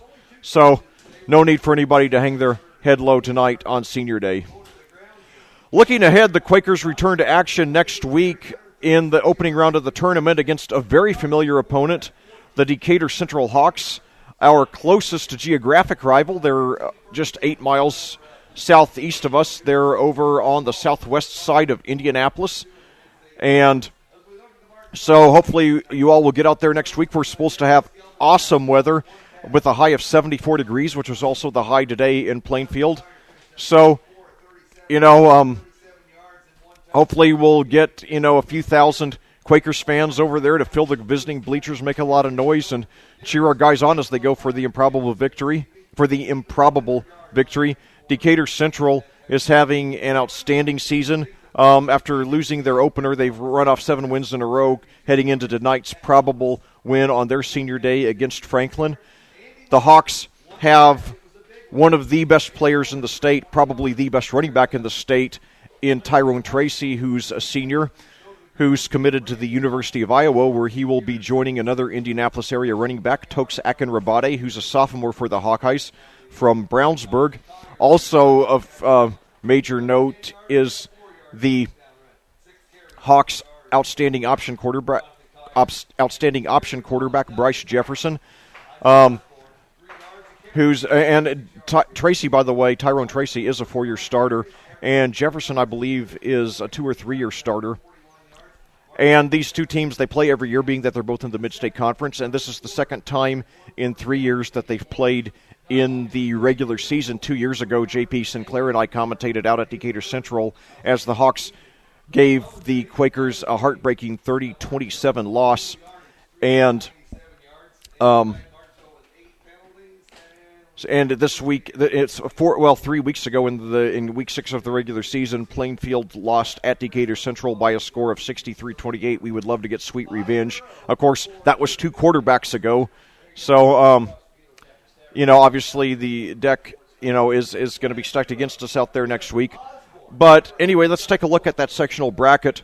It's a 5-team sectional, so Plainfield Decatur Central is the only game next week. The winner of that game will host Arsenal Tech 2 weeks from tonight. Arsenal Tech, by far the worst team in the sectional. Whoever wins should get an easy win. You don't want to count your chickens before they hatch. I certainly learned that when I virtually guaranteed the USA going to the World Cup last week when I was giving their score updates on the air in the Cascade-Edgewood game. But anyway, certainly would be a probable victory. And Plainfield pretty easily beat Arsenal Tech 24-8 in the first round of the playoffs last year at Arsenal Tech, a game that I had the pleasure of commentating. And then on the other side of the bracket, we have the 2 biggest marquee teams in the bracket. We have 9-time state champion Roncalli, currently ranked 4th in the state in Class 5A, playing at Indianapolis Cathedral. 11-time state champions, the winningest program in state history, and number 5 in the state in Class 5A. And I do not know where that game will be played. Cathedral is the host school, but they do not have a home field, so they rent various local venues for their games, such as Arsenal Tech, University of Indianapolis, Lawrence North, and Lawrence Central. So you'll have to check out on that one. But anyway, so if Plainfield manages to pull off the upset at Decatur Central, then they will likely beat Arsenal Tech, and then go and try to pull off the upset of their lives against either Roncalli or Cathedral. Plainfield actually played Roncalli back in Week 4 with the Rebels getting a 45-20 win. I always thought it was odd, a Catholic school calling itself the Rebels, but anyway, part of the charm of high school ball, you have a lot of oddities in there. But that being said, I love Roncalli. They have such a gracious staff and are such a first-class program. And so anyway, a week from tonight, obviously, Decatur Central is going to go into the game as the favorite. If they took betting lines in high school ball, they would probably be a 3 or 4 touchdown favorite. But, if Plainfield, if we get we have a great week of practice to give McCarty a chance to build chemistry with some of the guys. We dominate time of possession, keep their offense off the field, do a lot of short gain plays, keep the clock in balance, throw very few incomplete passes, do some 8, 9, 10-minute drives that produce points, and maybe get an onside kick or two, the ball bounce our way a few times. It can be done, and I've seen it done. So keep your heads up. Let's go into the game with a lot of optimism and enthusiasm next week, knowing that we could lose, but that we're going to give a great effort. If we lose, we won't beat ourselves. We're going to go out there and give the best we can, and if we're lucky enough to get out with the win, all the better. And if not, it's something to build on into the future of Quakers football. Remember, we should be even better next year. And, looking at some of the young guys, especially commentating some of the freshmen and JV games this year, I could tell you, the future is looking up for the future of this program. Coach Woodard, in his 12th year now, only 42 years old, still has a lot of time to keep this program moving up in the right direction. And I just want to say a couple of more things before I sign off here. This is my 6th consecutive season commentating Quakers football. Being part of the WYRZ, XRB, and Audio Sports Online family, I rotate between several schools, but Plainfield is the one that I go to the most, who I commentate the most. 27 of my 67 career varsity games have been Plainfield. And I do feel like an honorary member of this community, even though I'm not from here. And, Plainfield really has come to be like a second home for me, and I've become a big Quakers fan. They have an awesome staff here. It's a first-class program in one of the loveliest and fastest-growing communities here in the state of Indiana, my home state. And, there are a lot of seniors on this team, most of whom I don't call on a regular basis, maybe some of whom I've never called. But today they played their final home game, and I just want to make sure I mention them all because, like I said, they've all devoted roughly half of their lives, starting about, third grade. They've devoted about half of their lives to this Plainfield program, putting in thousands of hours of blood, sweat, and tears, and very possibly a few injuries. So, especially if this is my last time commentating the Quakers this season, I want to give a big recognition. I want to give big recognition to all of them. They are Chris Parker, Garrett Parker, Herschel Blankenship, Gavin Jacobs, Tyler McCarty, Mason Burgess, Chase Spears, Dawson Anderson, Brian Dahm, Nathan Dennison, Brayton Vihinger, Tyler Maple, Lewis Jackson, Giovanni Avila, Brady Ezell, Michael Pappas, Luke Middleton, Connor Kennedy, Warner Kloss, Maxwell Tetrick, Brandon Kelly, Jack Deal, Harmon Gill, Jamin Gray, Levi Parker, and Garrett Lee. So to all of you, thank you for all you did for this program. Some of you were major stars. Some of you didn't get off the bench a whole lot, but you're all greatly appreciated by Quaker Nation. And, you endured a lot of transitional and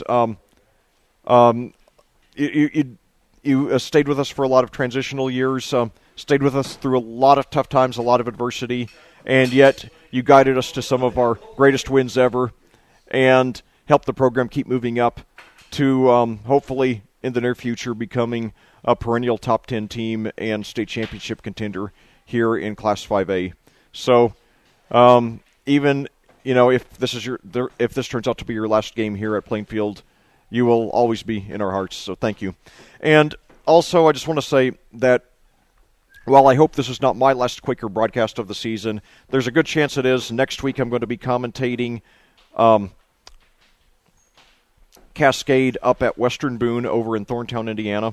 I will be checking on the Operation Football section of the WTHR app very frequently to check out on this game. We'll have another commentator bringing you this game, so I'll be up there. And if in the unlikely event that Cascade beats Western Boone, then I will be following Cascade in Week 2, probably against Tipton, which is the alma mater of my Uncle Bob's 4 children.